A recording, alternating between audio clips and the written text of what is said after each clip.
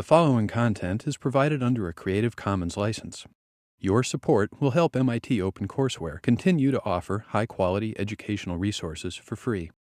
To make a donation or view additional materials from hundreds of MIT courses, visit MIT OpenCourseware at ocw.mit.edu.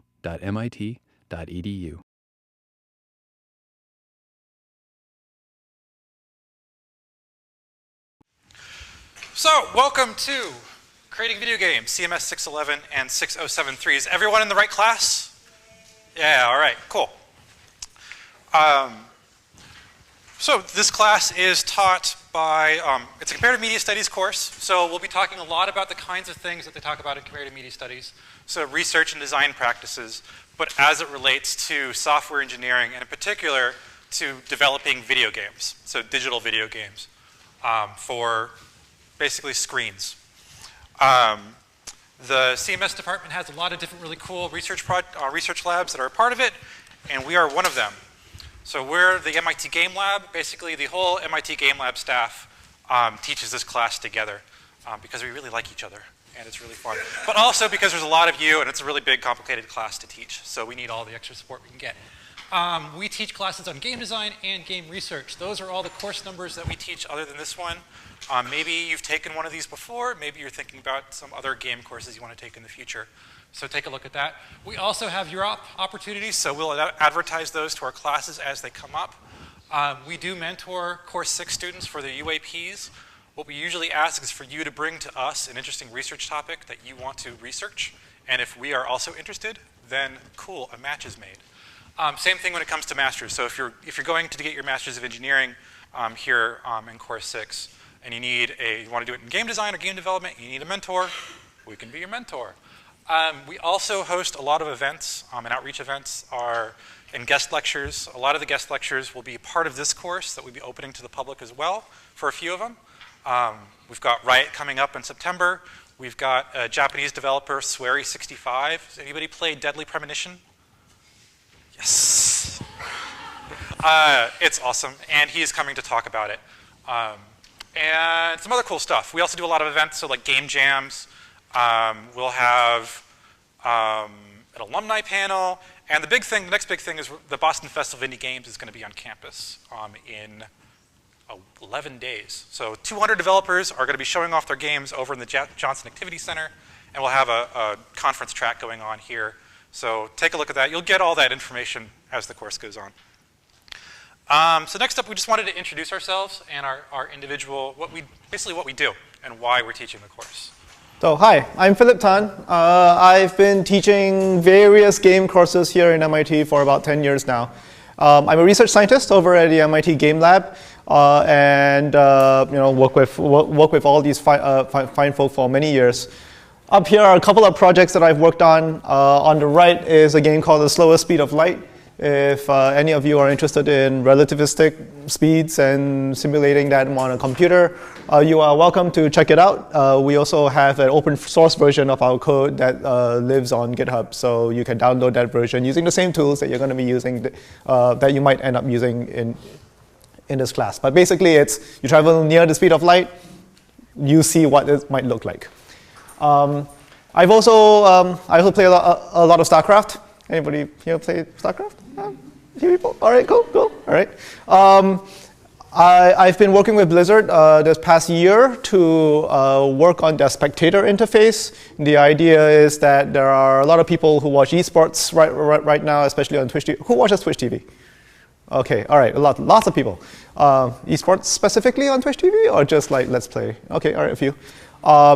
And those are spectators, just as if you were watching a football or hockey game on TV, and they need infographics to come up in real time when something interesting is happening in a game. So I write code together with UROPs to be able to bring up cool infographics to bring the hype, basically. So that's me. Hi, I'm Sara Verrilli. I'm the development director at the MIT Game Lab. I came to the Game Lab out of industry, where I've worked as a producer and a game designer. And originally, how I entered it was as a QA tester. So I've held a lot of the jobs there. I've worked with a lot of students on games when we were still running the summer program, when we were the Singapore MIT Gambit Game Lab. And now I have focused to mostly seeming to work on classes and teaching game design. So that's a lot of what I've been doing and what I've done. So I'm Rick. I'm the studio manager for the Game Lab. I teach this course. I co-teach with Sara 617, our advanced game studio course, where you spend the entire semester making one game. And these are the games I've worked on at the Game Lab. I've worked on all sorts of different games, from anything to games about depression to games about identity, games that are demonstrating advanced 3D rendering techniques, and conference games, PAX Pox, a game that was played live action at PAX East in 2009 at our booth there. So I do digital and non-digital game design, but for the most part, I'm studying and working on project management. Hi, my name is Andrew Grant. I'm the technical director at the MIT Game Lab and help out with the classes too. I'll probably be helping you out a little bit with technical issues or what have you. I was in the games industry, started with Sara at Looking Glass and moved to DreamWorks Interactive.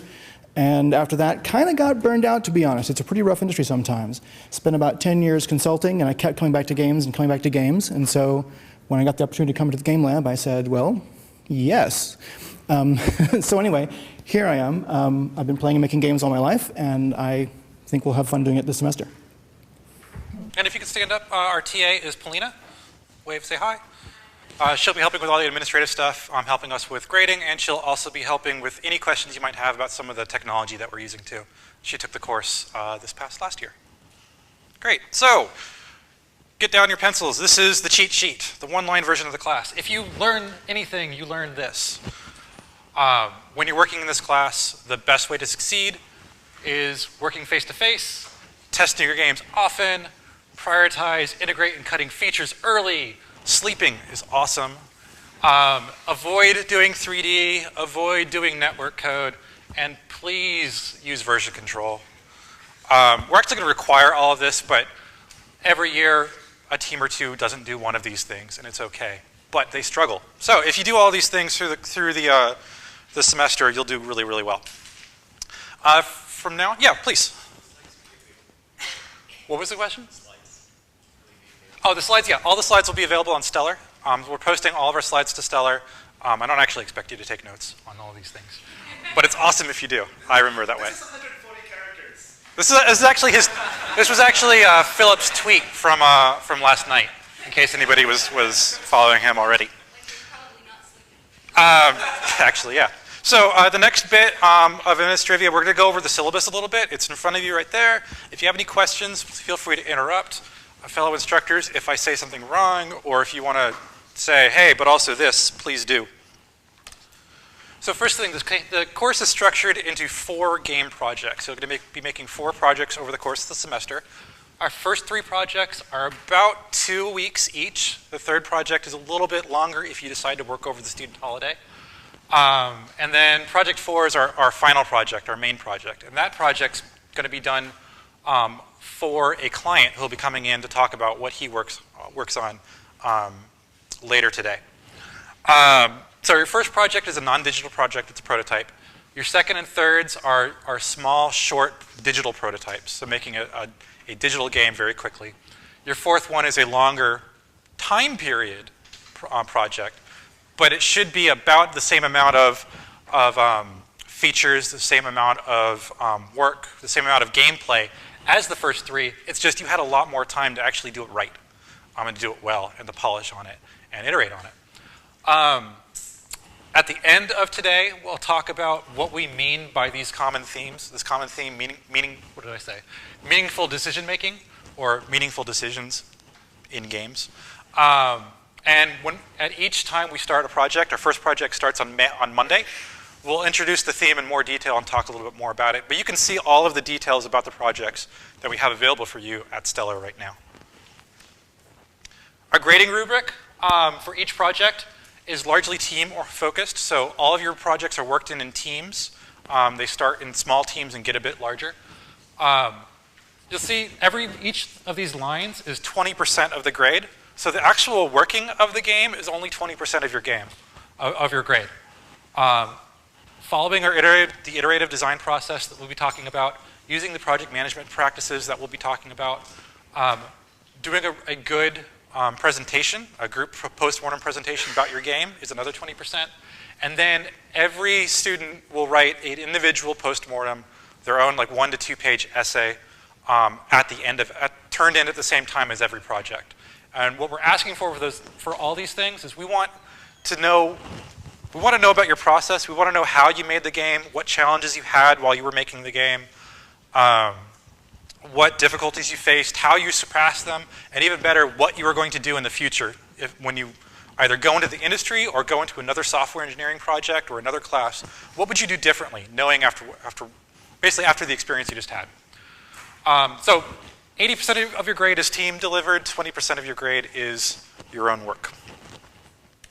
So speaking of in-class expectations, the class is a 3-hour class. Holy crap, and it runs twice a week. Class time is actually allotted for your work in teams. We're not expecting you to get your games actually built entirely within class, but important team meetings, test sessions, code review, you're going to generally have a lot of time in class to do a lot of that stuff. For projects 1 and 2, you'll probably have about 60 minutes at the most per session to work on your team work outside of a activity. But we're also going to have a lot of activities where you're doing some of the work that's required in each project as part of like a guided activity that we're going to run. So it's actually a little bit more than 60 minutes. For projects 3 and 4, we're probably going to have about 90 minutes per session for working in your teams. And that's going to generally be at the end of class. In the beginning of class, we're going to have usually a guest lecture for those last 2 projects. And then we'll have a playtest session, and then it'll just be open work. Our original classroom had flat tables. This classroom that moved, this classroom does not, so it'll be interesting. I don't know if it's got power on any of the stations. But the short version of it is bring your development station to class if you can. If it's a laptop, bring it to class. You'll be using it a lot starting Monday. Well, actually starting 2 Mondays from now. And the other thing, teamwork is the heart of this course, and actually participation is the heart of this course. So even though we're in this tiered thing, and I hate giving lectures to people this way, we're going to ask you to talk back to us a little bit. So fill in the gaps when you come in. Participation is actually very important. Class participation, so showing up to class on time, showing up to class at all, and participating in class is 25% of the grade. So speaking of that, attendance. You will be penalized if you miss more than 3 classes without justification. So what is that justification? It's largely sick. If you're sick, we don't want you here. Stay home. Don't make us sick. Don't make your team sick. He's really stickler about that. I'm invincible. I won't get sick, but everybody else will. Do not be late. Again, we're recording. We have very important guest lecturers who are in our network that we'd really like them to enjoy being here. So I really hate it when people show up in the middle of a guest lecture. It makes me feel like a jerk for asking them to talk to MIT. So don't show up late, but do show up. So if for whatever reason the doors are locked, it really just means, hey, there's a guest lecture here, and coming in is going to disrupt things. The doors will get unlocked. I don't expect to have to use that, but if I will, I will. And usually guest lectures end about 2:10, so you can come into class later to work and actually get counted for the rest of that day. So I'd rather you come in later than at like 1:15 while somebody's talking up here. Class is generally going to start, lectures are generally going to start at 1:10. We'll do announcements at 1:05, if that makes a difference, because I know a lot of people are coming in from recitations and whatnot. The other thing, MIT has an anti-harassment policy. We've also got an anti-harassment policy. If anybody's on Twitter these days, or anybody's engaged in gaming culture these days, it's toxic and it sucks. It makes me mad. I don't want to see it in this class, please. So this is on the syllabus at the last page of the syllabus. Basically, don't make offensive verbal comments or any other kind of comments about all these different things when it comes to gender, identity, sexual orientation, disability, physical appearance, body size, race, religion. Just don't be a jerk, don't be an ass. More importantly though, if you see it happening, let us know. If you are a target of this, let us know. There's ways to get around this, there's ways to report this. In the syllabus, it actually lists the website for the official MIT way to report it if you'd like to go that way, if you'd rather not come to either the instructors or your TA. And our email address videogames-bosses@mit.edu. Email that. Don't email us individually. That makes sure that one of us reads it. Yes, please.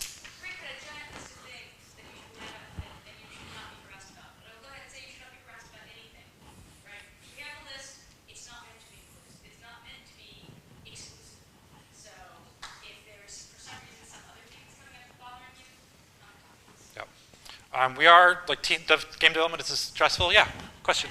One phrase that I've heard recently that I love is rights work up, rules work down. You have a right to be respected. The rules that are listed will be paper-mached on to making that work, but in general, be respectful. Yeah, that's really what we're asking for, is just be respectful for each other. You're going to be working on large teams. There are going to be deadlines. It's going to hurt. It's going to be painful. Things are going to slip. Don't let that be the way that you express it. We'll actually give you some better tools to express your pain and suffering. So the class is called Creating Video Games. How do we create video games? We have a whole bunch of people involved in creating video games. Was this a slide you were coming in on? Or this was the slide I was going to chime in on, yeah, but you were chiming so nicely. Like. So basically, all sorts of people are required to make games. Do we have all of those people in the room? Actually, a whole lot of skills are required to make games. You should not come in and think, I'm going to be the programmer on this team. You should not come in and think, I'm going to be the game designer on this team, or I'm going to be the artist on this team, or the sound designer on this team. The teams are small enough, even when you hit the 8-person team for the large project, and the projects are always challenging enough. Even if you think you have a short list of things to do, you have a challenging project. That's one thing we've noticed every single year. Everybody manages to come up with a challenging project. The team's going to need you doing everything you can do. And that means that if you can program, they probably want you to program. They need programmers to chime up. If you're primarily a programmer or you think yourself of, they need you to chime up on the game design and comment on places where it will work better. And you understand how it will work better because of your understanding of the code. If you're the game designer, you've got to be ready to pitch in and help make all those things you see in your head happen, whether that's creating some sketched doodled art so your team can go with the little pixel figures or whatever. These teams aren't big enough to support someone who does nothing but draw art. We're not actually grading you on the beauty of your games. I mean, yes, we want good, well-functioning, rounded games. We want games that are relatively easy to use, but you don't need super beautiful art for that. So if what you'd like to do is primarily art for the game, think about what else you can be contributing to the game as well, so that your game gets more functionality in it. And let's see, for community managers, business analysts, marketists, the people who are pitching your game and talking about it, don't lean on the person who ends up stepping up to organize your team and steps into the producer role. They're already doing an awful lot of job just producing. They're going to need your help figuring out presentations and talking about your game and doing the reflection and keeping the team running. So don't think of these as a whole bunch of individuals. Think of it as a whole bunch of skills, one of which may be your primary, but choose at least 2 or 3 as your backup. That's my shtick. Cool. And that's basically how indie game development is run. When you see a game made by 3 people, they're doing all of that. And so that's basically what we're expecting from y'all. So if we're not teaching a lot of the skills, the main skills that we are teaching in this class is giving you hands-on experience working on complex projects with large teams. So what does that mean? Is basically project management, team management, and communication skills. You're coming to us through your prerequisites with some design skills. You're coming to us with some programming skills. You have support for some of the game engines you haven't seen before, but like any other engineering course at MIT, you pick up a tool, you learn how to use the tool in the course if you need to use it. So the tools that we've chosen should be short enough that you can be able to pick them up pretty quickly. And that's actually, we're going to go into that today as well. But the remainder of the course, particularly projects 2 and projects 3, are going to be focused on communication. If you're on a large team, how do you talk to each other? How do you communicate with each other? Is it going to be through email, instant message, chat, post-it notes, mash notes, hate notes, karaoke? Bottlenecks are going to form in your work process. You're going to find out that, oh, all the assets are going to one person and they're sick today. Quality of your code and assets are going to quickly nosedive if you don't have a plan. Yeah. This is another one of those. Don't have don't assume that one person on your team is going to do all the art or all the sound, and that's all they're going to do. Because if they get hit by the flu truck, as frequently happens around here, you'll discover you've got nothing to put in the beautiful game that you've made. So, to get around that, we're going to introduce to you tools and methods through the course that are going to help you get through these problems. How to do code workflow, how to do asset workflow, we'll talk about that a little bit. That's actually the first assignment. We'll talk about code review. We're not necessarily teaching a lot of this, we'll be talking about a lot of this. I know some of you have done some of this in other experiences. We actually want you to help other people out in the course. Talk about your previous experiences working on a project. If you've done an internship before, if you made an app for a company before, because everybody has apps these days, you've probably run into some of this. So we want to hear about your experiences too. We're going to talk to you a lot about product backlogs and tasks lists. Paper, using paper and spreadsheets to tell each other what you've been working on and how you're going to work on it. I'll be talking a lot about retrospectives, about how at the end of a project you can talk about what you've just done and how you can do it quickly. But ultimately, we can give you all the tool, all the method. The best way to learn all to know all this is really just through prior experience. So this class is going to be that prior experience for you when you go to your next challenge, either working in the industry, doing any kind of software engineering, or going to another class. So again, the cheat sheet: work face-to-face, test often, prioritize, integrate, and cut features early, sleep, avoid 3D, don't do networking, and use version control, please. And this is where the cut I have from the last 3 years of this course and the final presentations from pretty much every group that's given a final presentation for their final project, in which they look at us sheepishly and said, "You said we should test early. And you know what? We really should have tested earlier." And I can't actually be 15 different MIT students who have taken this course saying this sheepishly up on the screen. But I've heard it from all of them, pretty much every single group. So I'm going to give you guys the really early heads up warning. Test earlier. When we say it, we mean it. I'd like to introduce Pablo Suarez. He and his group will be our client for Project 4. So we're asking him to give an introduction of the kind of work that he does. So you can kind of get the feeling for what the kind of work that we're going to be doing in class. The first 3 projects are going to build slowly towards that final project in the theme and the constraints of those games. And then that 4th project, he and his group will come back in again and tell us more detail about what they're really looking for, what kind of games they're really looking at from us. So take it over. Thank you all. Thanks, Rick. Thanks, Game Lab team. Very grateful for this. And I am grateful to you, even though you don't have much of a choice that I show up and you have to suffer through me. My name is Pablo Suarez. My strange accent comes from Argentina. I live in the Boston area, where a fraction of my time I'm a researcher. I used to be a research affiliate with MIT. I just came from the Lincoln Labs, where I'm collaborating with MIT folks there as well. But most of my time I work with a humanitarian team, the Red Cross Red Crescent Climate Center. It's like a think tank within the humanitarian sector. It's based in the Netherlands.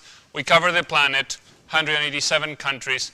I am in charge of research, in charge of innovation, mostly in charge of Africa. And unfortunately for the world, we have way too much work.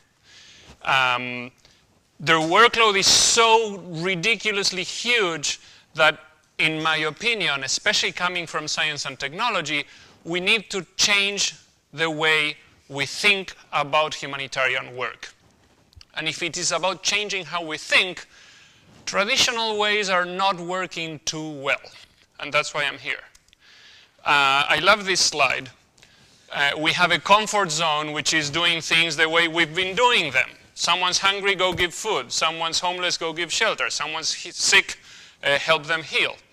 But we no longer have the money, the brain power, the equipment to deal with all that's happening. Too much is happening. The climate is changing. Environmental degradation, urbanization, political instability, weird diseases, you name it. How can we learn more about what we can do? We need, as humanitarian workers, to get into a new place where we can do more with what we have. And that place is outside our comfort zone. Now, magic can happen, but very often we step out of our comfort zone and we fall into the abyss. It's not easy to find the right place. This is a risky endeavor for me. I'm here hoping that you guys will accomplish one of two things. One is maybe you come up with a game concept that has a life after the end of your course. You get your credit, you graduate, and the Red Cross or others can play a game that helps someone understand something, helps someone do something, helps someone collect data about something. And we'll talk more about what are those things that we want when we get to Project 4. The other one is maybe we can lure you, even if one of the Game Lab team, to consider humanitarian work as part of what you may be doing in your future life, either as your job or as your hobby. It's great fun, it's great intellectual challenge. The head of my team, Martin van Aalst, he's an astrophysicist by training. Okay, so you don't have much awareness of the extent to which humanitarian workers can come from unusual places. And we hope that MIT stops being an unusual place for humanitarian stuff. So let me illustrate the kinds of challenges we get. This is an actual fax that actually arrived in May 2008 to the office of my colleague Youssef Ait Sheloush, who at the time was based in Dakar. In charge, let me see if this works. Okay, for those of you who know Dakar, it's near those green pixels. That's where, at the time, was the regional office for West and Central Africa. 28 countries, going from Mauritania, where there had been a military coup, and there was bloodshed in the streets, and Red Cross volunteers needed to learn first aid to prevent someone bleeding to death, all the way to Congo-Brazzaville in the southernmost part of his area, where there was flooding, urban flooding. And as Red Cross, we don't fully know how to operate in rapidly changing urban contexts. We're used to a planet where poor people, suffering people, were either in conflict or in rural areas. And Darfur, people going to Chad, needing shelter, aid, all sorts of things. Youssef has to deal with those three and everything in between. Chronic food insecurity in Burkina Faso, you name it. Insufficient training for his staff, and he gets this fax. Now, I want you to think you're a decision maker. You're someone who has to make decisions and gets this fax. It was issued in May, referring to the 3 coming months, June, July, August. And it says, if we define an extreme precipitation event, extreme rainfall, as being in the top 15% of the historical record, then this year, there was a lot of text, I won't bother you with that. This year, because of sea surface temperature anomalies and other things that maybe you know if you're an MIT student, but it's not what we're used to, this year, because of that stuff, the probability of extreme rains is enhanced from 15% to between 40 and 50%. So this fax is in the office, and Youssef looks at it, and what does he do? What do you think he does? What do you think the humanitarian sector does when we get information? First of all, to understand it fully, you need to stop doing everything else you're doing. You have to not answer an email. You have to not sign the check for the fuel, for the driver, for delivering the something or other. And once you start thinking about it, what do I do with a place with a green pixel? Do I send, I don't know, 1 tent? 1,000 tents? Where do I send them? To do what? What are the chances? When will it happen? So my job is to help the Red Cross family and the humanitarian sector at large to understand science that can help us make smarter decisions. Now, if you want to represent, to model with the experience of forecast, this is how it normally works. There's information that allegedly can support action that is communicated with an audience in a passive mode, like a fax or an email or a TV or radio announcement, and then you hope that people will get it and do the right thing. Of course, I leave a question mark because not always. Now, when I talked to people about climate science, about changing climate conditions, sea level rise, we need new locations of shelters, about El Nino and changing risks of drought and food insecurity, about rainfall upstream, therefore flooding downstream, I would be talking science, and the people I was talking to, they had something else to do. They had to go save lives, and they were forced into a room just like you now. And I was talking science, and I could feel the extent to which I was successfully shrinking their brains This is a metaphor. There's very talented and smart people in the humanitarian sector, but my putting them into a passive mode, talking jargon to them, showing maps and graphs and so on, was really not accomplishing much. So I had to try something new. Oh, by the way, I remember hearing the snoring while I was talking science.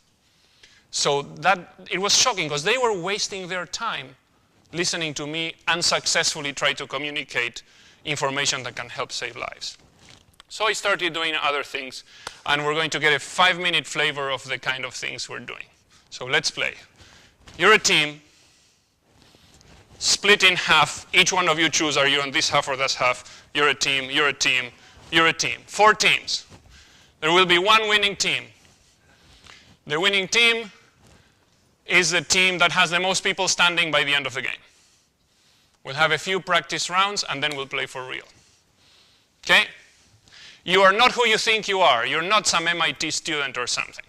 You are, magically, in the magic circle of this game, a Red Cross disaster manager. Okay? Good. Someone is celebrating. You're hired. We have no money, but you're hired. So there are 3 kinds of things you can do. And everyone will be standing when the game begins. One is to go like this. This means I hope there's good rains. I'm going to take advantage of this opportunity to do good things when there's good rains. Train people, change the tires of the vehicle, build a shelter, write a proposal for donors, write a report to the donor that gave me money last year. All those things you can do when it's a nice day. Now, maybe there's too much rain coming. Then you can invest in preparedness against too much rain. You make this gesture like an umbrella, and it means you're preparing against the risk of too much rain. This could be pre-positioning relief items like tents for those who have to be displaced with the flood. But it's better to do it before the flood, because if you wait for the flood, then the bridge has been washed away, and you have no way to take tents to the other side. The other option you have is to do a bucket, something to hold water from the sky. If there's a risk of a drought, you want to collect water before the drought so people can have water to drink. So each one of you can do 3 things. Good rains, you go like this. Too much rain, you go like that. Too little rain, you go like this. What determines rains? The probability distribution function of precipitation based on the past record. So you guys are affected by this PDF, this die. You guys are affected by this one. A 6 is what? Too much rain. It's a good idea to be like this. If you're not like this, you sit down, you got it wrong. A 1 is what? Too little rain. It's a good idea to be like that. Otherwise, you got it wrong, you sit down. Everything in between is what? Good rains, you better go like this, or you got it wrong. Practice round, everyone stand up. Because the winner is going to be, well, let me show this. Losing players, all that get it wrong. You sit down, you're basically not fired, but people suffer because of your bad decisions. And the winning team is the team that at the end of the few rounds, I will arbitrarily declare the end because in the real world there is no end.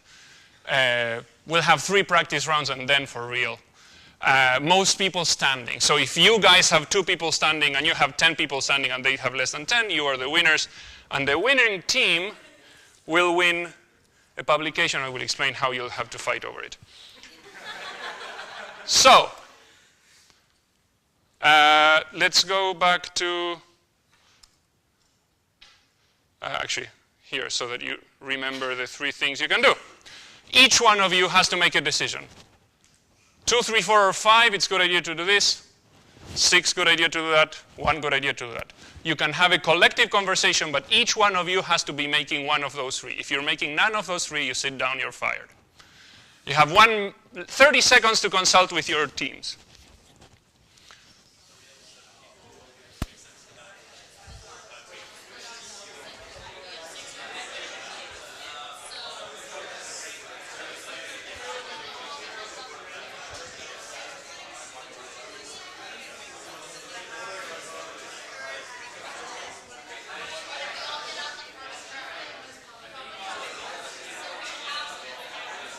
The rains are coming, make your decisions.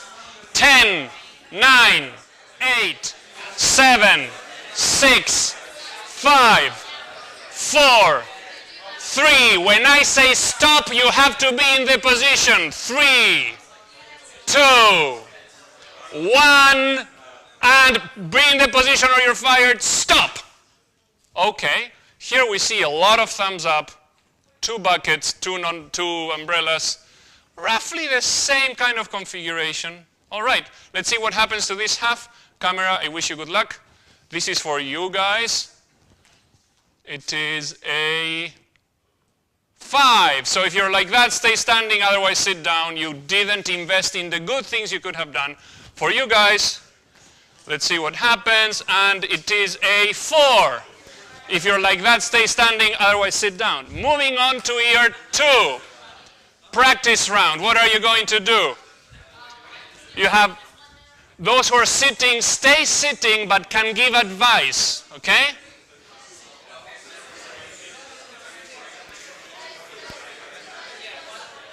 Make your decisions. 5, 4, 3, 2, 1, and stop. Lots of thumbs up. Are you with these guys? All right, so you're the only umbrella in this side. Let's see how it happens. There we go. And there's a 4. Thumbs up, stay standing, otherwise sit down. This team, not surprisingly, is weak. They started with few. Over here, you guys. There we go.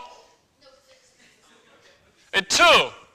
So if you're like that or like that, sit down. Now, last practice round. You receive this fax.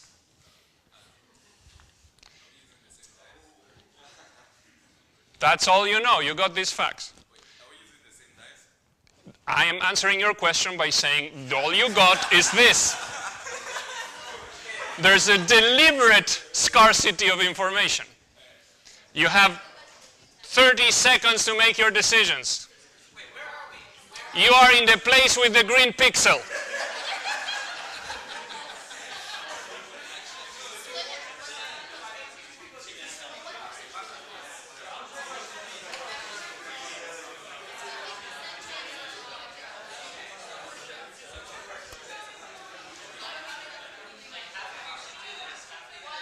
Seconds left.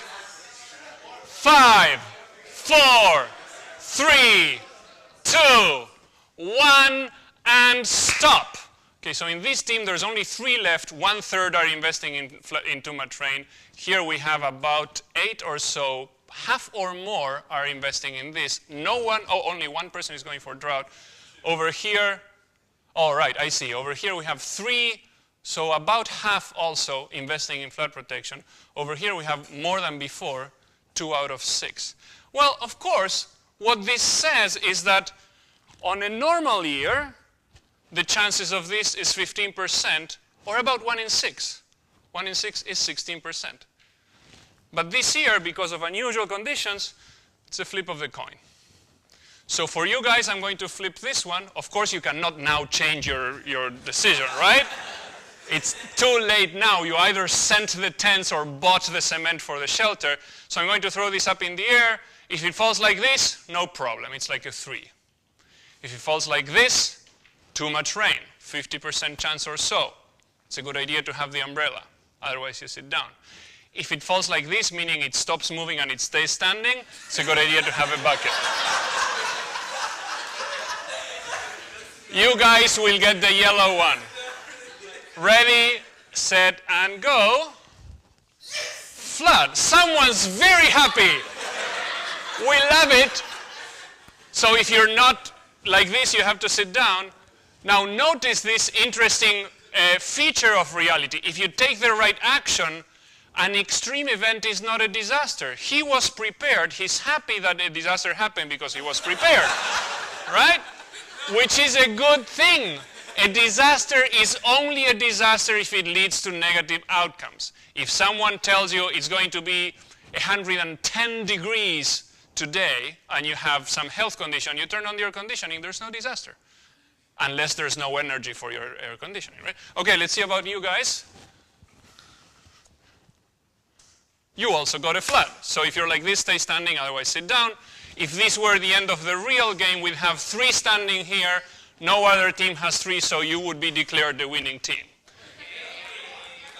Oh, you got 4. So my apologies. You would be declared the winning team. Congratulations. Now, thank you. Everyone sit down, and now we're going to see what you would do for real in this scenario where we have climate change. Have you heard climate change? Things are changing. This is based on the past record of precipitation, but the past no longer explains the present. Things are changing. So I hereby introduce you to climate change. This one is going to be for you guys. I'm going to throw this up in the air with some spin, just like the dice. Look at you, I love this face. This is a very productive silence. I'm going to throw it up in the air. If it falls like this, it means normal rains, no problem. It's like a 3. Good idea to go like that. If it falls like this, too much rain. Good idea to invest in your umbrella. If it falls like that, what is it representing? It's too little rain, bucket. Good idea to go like this. This is for you guys. We're going to imagine we play 3 consecutive years. Can you hold this for me? No spinning, please. No throwing.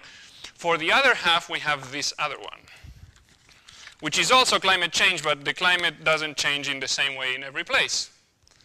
So I'm going to throw this up in the air. If it falls like this, it means no problem. Good idea to go for thumbs up. If it falls like this, too much rain. If it falls like this, too little rain. Go for that. As a team, you have 2 minutes to come up with a decision, or more likely 1 minute. Go.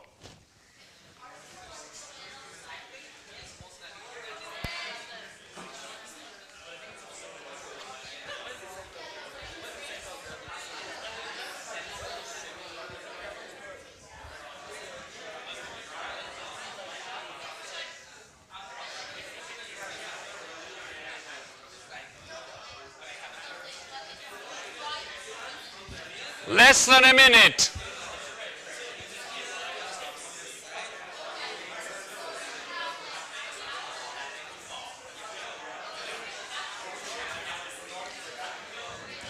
"30 seconds. 10 seconds. Everybody stand up. Make your decisions. 5, 4, 3, 2, 1, and stop. All right. Compared to the first round with the die, there's much more proportion of people investing either in too much rain or in too little rain. Can you notice any difference between this half and that half?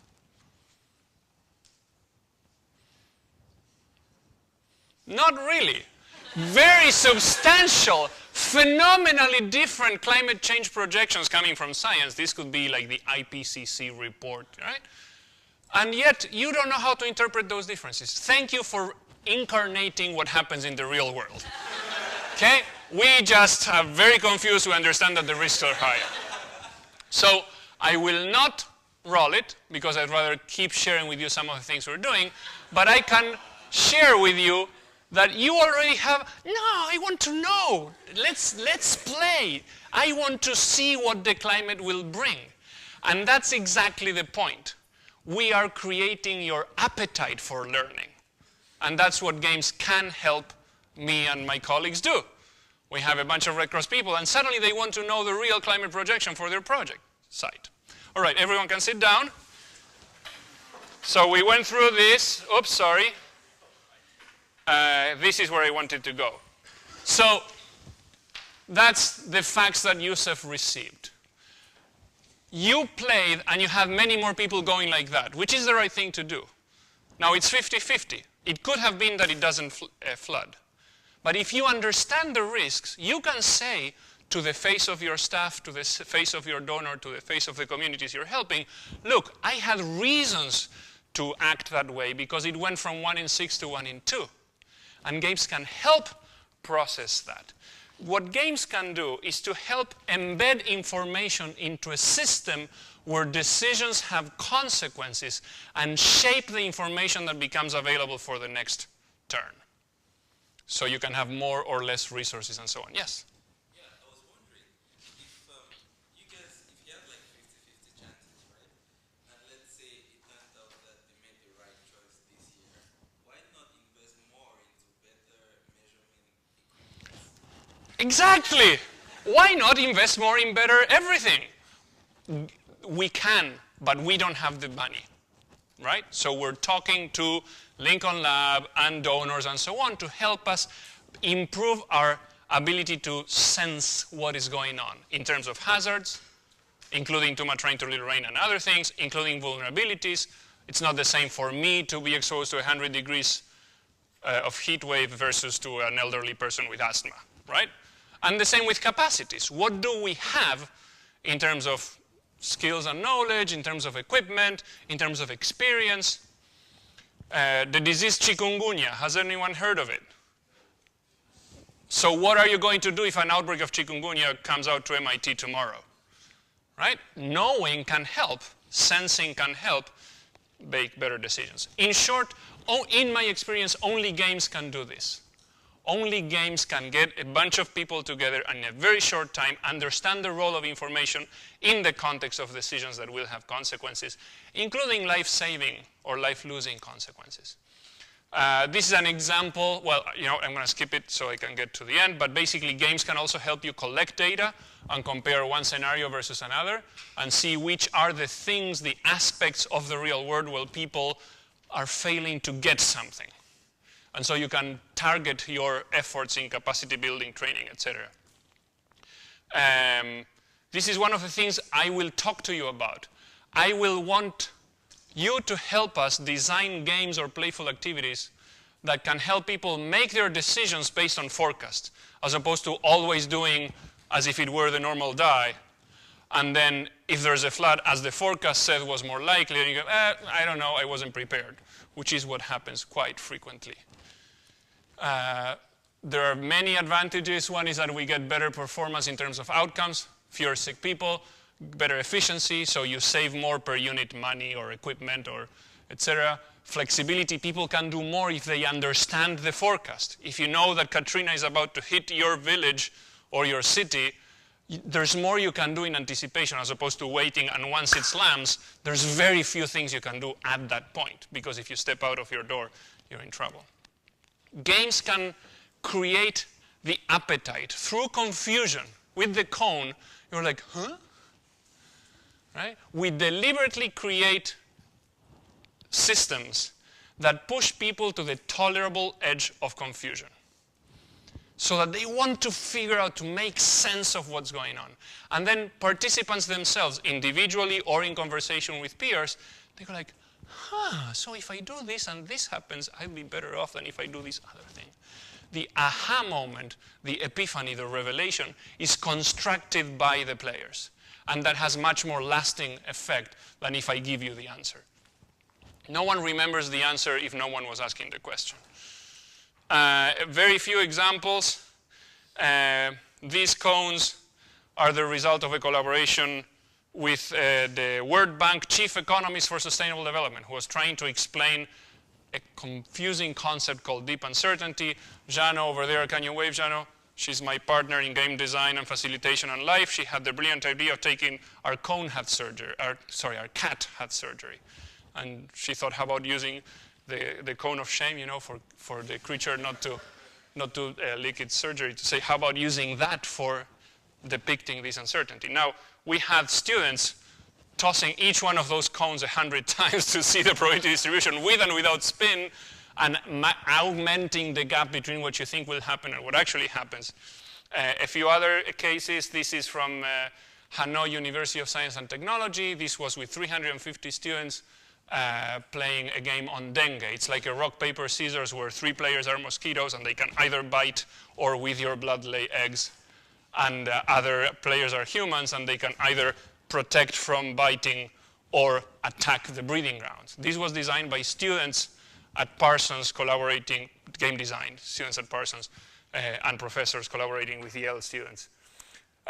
This one is a publication from NASA. Doesn't get more NASA than a rocket launch. But if you look here, it says Erin Coughlin, former intern, now staff in my team, and the Red Cross Red Crescent Climate Center project. You go to page 47, and you see Munu. Munu is a volunteer of the Zambian Red Cross from the village of Kazungula in western Zambia on the Zambezi River. I mean, there's not much electricity or NASA-ness in Kazungula, but he was trained as a facilitator for a game where with cards and dice, there's rain that happens over there, so her cup gets some water, and then from her cup, she passes the water to the person next to her, like representing the upstream going downstream. She can get more water or not, and it keeps going until maybe he gets water to overflow his cup. He's in trouble unless he takes some action ahead of time. And the game we're designing is not only with cups and to mimic the upstream downstream, but we're also making a digital game where people actually monitor river levels, and they make predictions, they make bets as to what the river level will be in 2 days or so, and then the winner wins points, but they can use points to buy information from upstream, and then with that data we're developing a hydrological model that can help us better know what is going down the stream, and are we going to have more flood trouble. As you can imagine, it's awesome to have NASA report on some little project in western Zambia, in part because we know that we can partner this on-the-field game-based data collection with satellite image for ground truthing and so on. This one, because we are being recorded, I will not disclose the full story, but in short, we play the game that had the same story. You play with a 6-sided die, you know your probabilities. It was being played with the top-level climate scientists in this planet.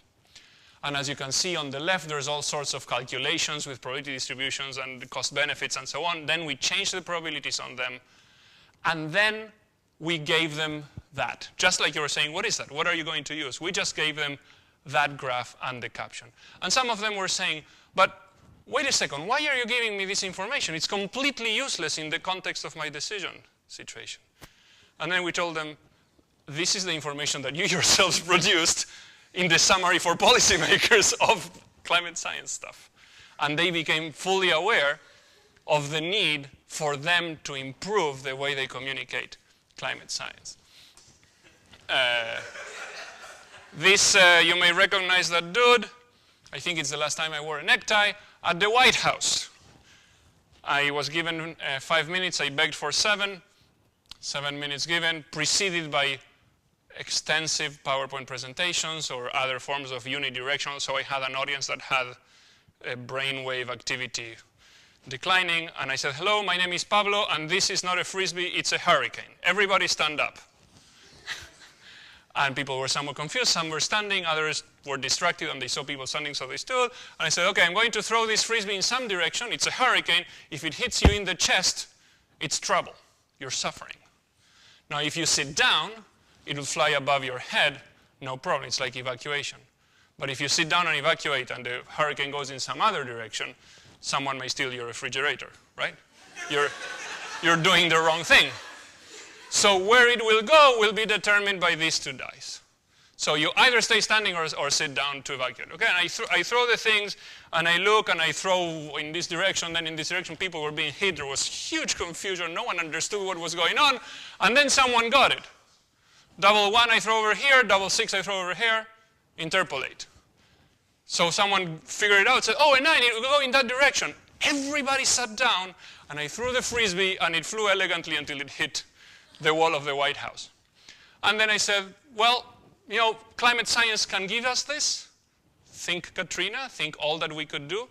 We're here to help. Thank you.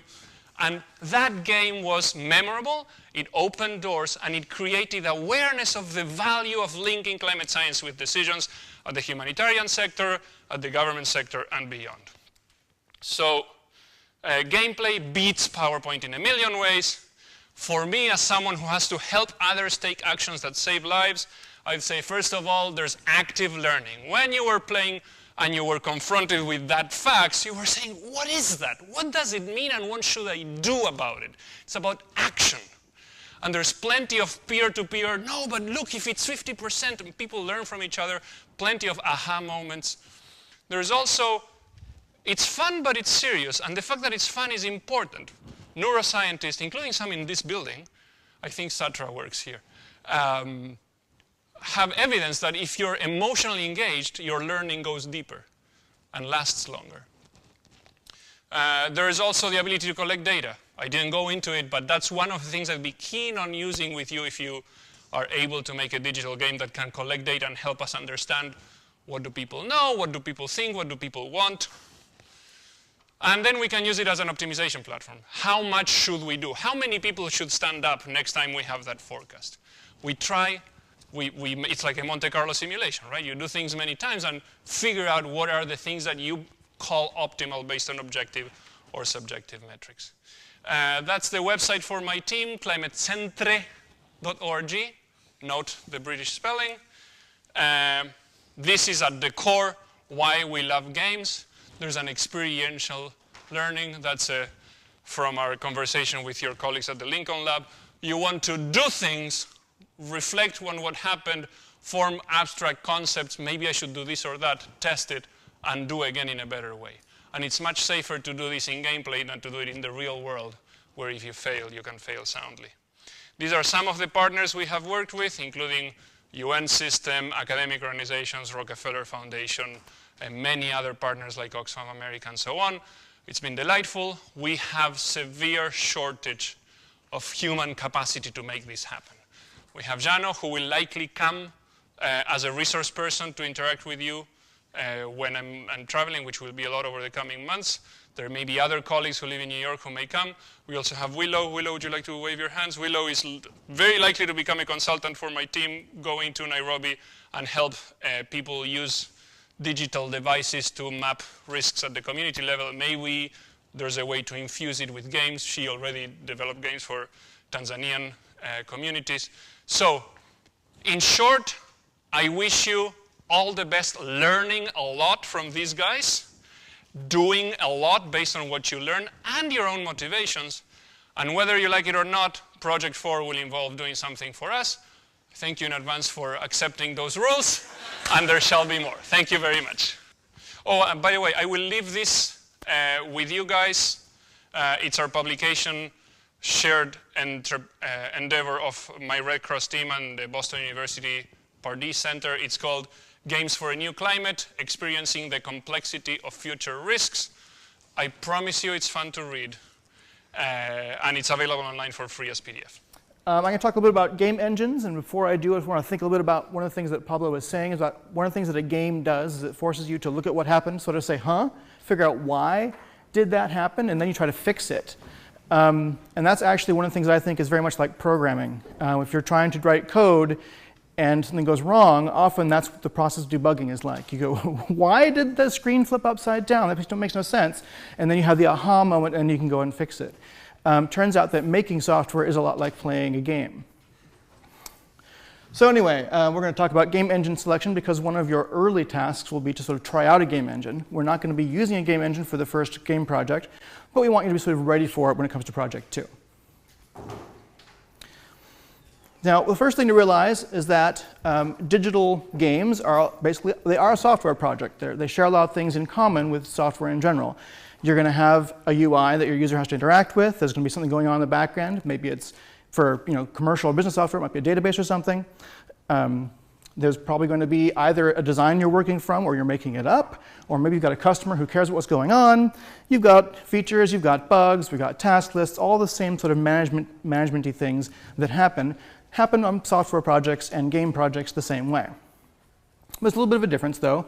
Games are a little bit harder in some ways and easier in others, but we're going to talk about the ways that are harder because that's more interesting. The thing that happens with most business software, or even something like Photoshop. Have you ever used Photoshop? Excellent. Photoshop is one of those software packages that a lot of people like to take classes in Photoshop before they get started. If you sat down to Photoshop, you probably didn't think to yourself, wow, this is easy. And if you did, wow. But Basically, Photoshop has hundreds or perhaps even thousands of features in there that you don't know about until you've taken the classes. And if you want to figure out something about Photoshop, your best bet really is to go to a search prompt and go to your favorite search engine and find out what to do, or ask someone who knows. Because actually trying to figure out Photoshop from first principles is really, really, really hard. The thing is that with a game, you can't do that. You can't get away with that. If your game is complex, no one's going to take a training class to learn how to play your game. Now, it might be the case that someone will look at a walkthrough or a cheat sheet or something to play your game after they've played for 3 hours and decided they liked it. But they're not going to do that first. When I say that's a broad, sweeping generalization. There are some people that like nothing more than to read the manual for a game. They mostly died out about 10 years ago, but they are still some hanging on. Generally speaking, nowadays, you're going to play the game, and then you're going to decide if you're going to read the instructions or not. And this is going to be true for your games as well. So your UI task, your user interaction piece for your game, is going to be hard. And the only way to make sure that works properly is to test it over and over again as early as possible. And so that's one way in which games are going to be a little bit harder than normal software. Also, games have to be fun. And we use the word fun kind of loosely. We're always scared of using the word fun because there are serious games. There are games that are supposed to make you think instead of get a big smile on your face. But what they have to be is engaging or interesting. Photoshop's not a great example. If you're playing with Photoshop as an undergrad, you're probably thinking to yourself, this is kind of fun. But if you're using a fancy piece of software for work, you're not doing that because it's fun. You're probably doing it because someone's paying you to do it. The games, not so much. People are going to play it because they want to play it and for really no other reason. And so your game has to be fun. And what you think is fun, they may not think is fun. So the only way to make sure that your game is fun is to find some users really quick and try out your game on them as soon as you possibly can. The same thing happens with your gameplay difficulty. By the time you're done with your game, you're going to think the game was too easy. Guarantee it. And everyone who plays it for the first time will think it's too hard. Guarantee that too. So you have to test it with other users, not yourselves, because you will think your game is too easy, and you'll be wrong. And then, of course, finally, your game may have an impact you want to have, and I'm going to keep saying this over again. You're going to have to test your game. Remember, there's a theme that's going to keep going on here. And we're going to use this theme in absolutely everything we do. When you're playing a game, you try something, it doesn't work, you think about it, you try something new. When you're developing a game, you're going to try something, it's not going to work, you try something new. When you're trying to make your team work smoothly together, you're going to try something, and that's not going to work, and you'll try something new. We're going to talk about that circle over and over and over again in the class because it works. So, moving on. We're going to talk about game engines. And if I talk too quickly, as I have a habit of doing, even more so when I'm talking to people, let me know. Tell me to slow down. All right.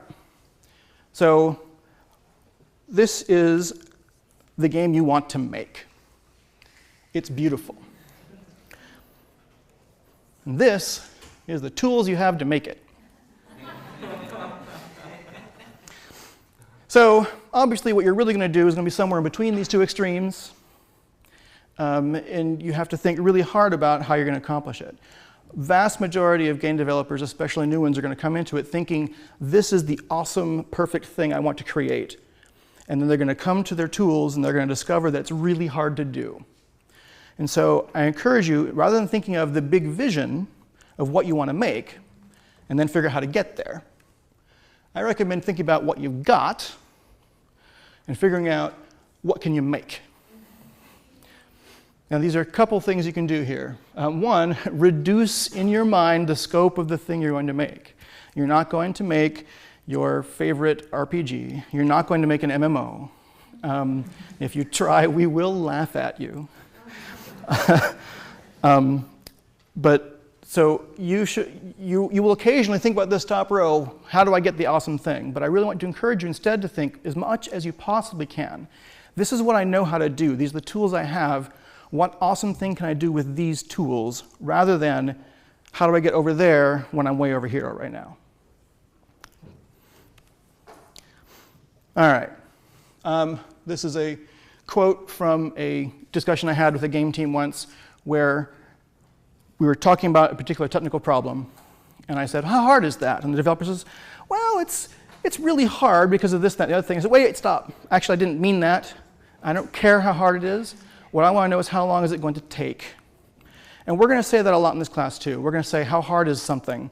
And often what we really mean is how long is it going to take? Because we don't care if it takes an hour of really hard thinking to some extent. What we care is that it takes an hour.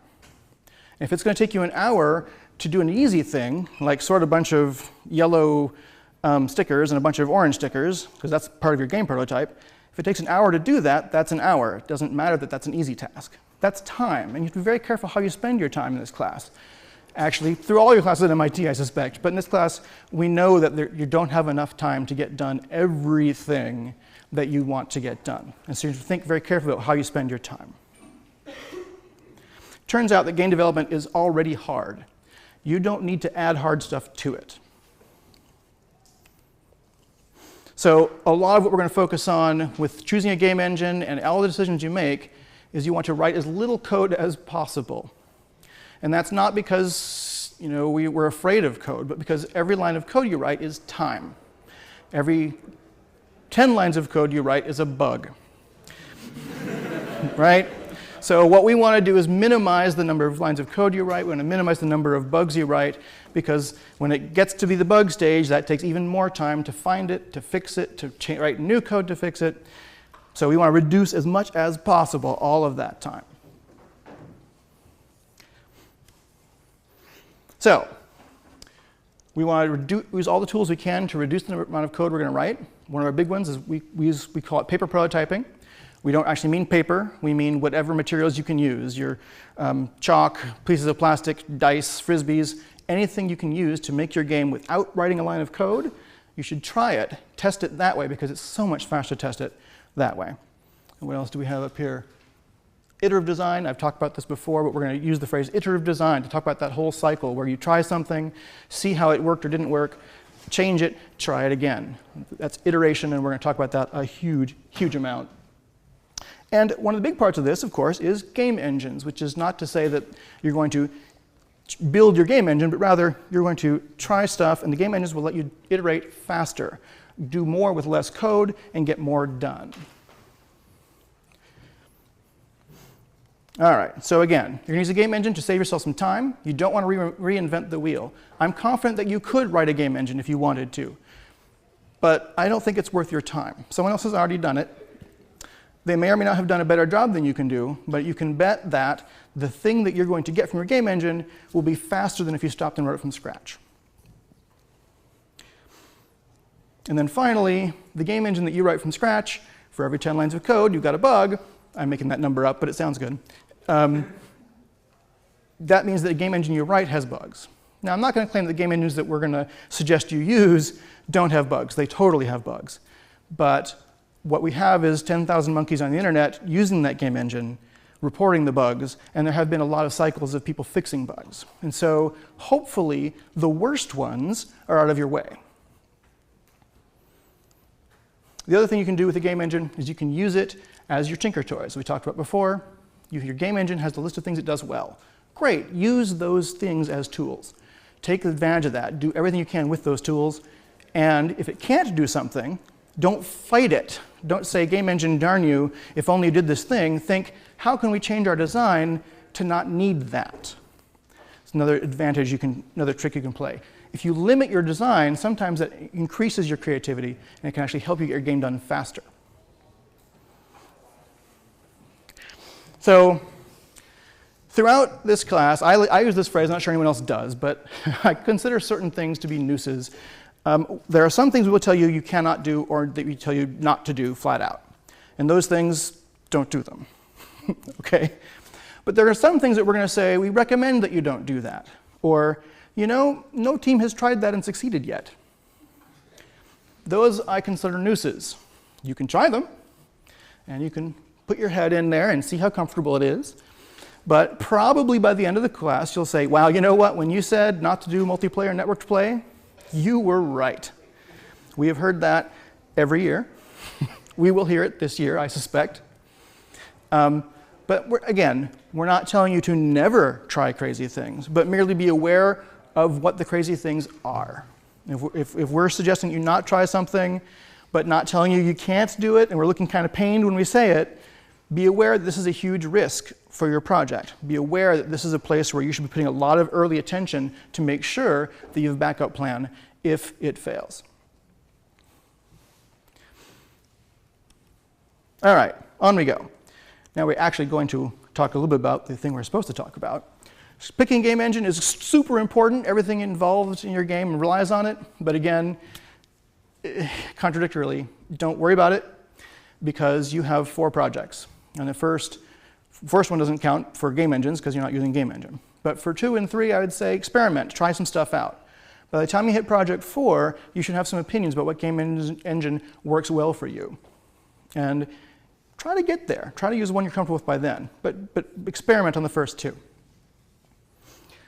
No game engine is going to be perfect. They all have flaws. They all have advantages. And your job is to find the game engine whose advantages you like and whose disadvantages you can live with. And that would be different for different people. All right, here we go. So the most important things we're talking about for game engines, this is not an issue for this class. We're only recommending free game engines. But in general, if you're trying to pick a game engine or a software of any kind to help you, these are the 3 categories of cost. I call things free if you don't care about the cost. If it's $20, it's practically free. But if it's $1,000 and you're a college student, that's not free, that's painful. And if you're a corporation, however, $1,000 is free. So these categories change. For us, we're talking about free. Impossible is, CryEngine or something brutal that you get the source license and do everything. But we're not going to do that. So this is the first one that actually matters is, does your game have requirements that the game engine has to meet? And for the most part in this class, this also won't be true because you can choose your requirements based on the game engine you're choosing. And our games are pretty small scope. But basically, if you need special input, if you want to publish to iOS, if you need to support network play, which you don't, remember, then that might affect which game engine you choose. This one is actually my biggest important thing. Whatever you choose for your game engine, and we're actually going to give you a short list, so it's not quite the open free-for-all you might be worried about, it should be easy to learn. And there's a couple reasons for that. The main reason is simply the amount of time you've got. We don't have a lot of time. You don't want to spend time mastering a game engine. You want to spend time mastering the art of creating games. So you want to pick something that's well documented, that it's got a good online community that's going to help you out. Even if you don't ask the questions, a big enough online community, someone's already asked the question you have. I suspect you're all familiar with this point. We do a search for the question you have on something, and some forum post pops up where someone else has already asked the question you have. And you just read the answers and think, yay, there was an answer, or probably there wasn't an answer. I'll look at a couple more of those.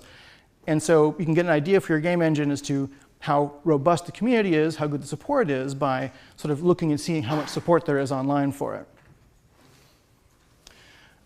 One thing on in-house experts, it's very common for a team to come together and say, well, we all know this game engine a little bit, but there's this one person on our team who's an expert in this other one, so we're going to rely on that person to really teach us how to do it.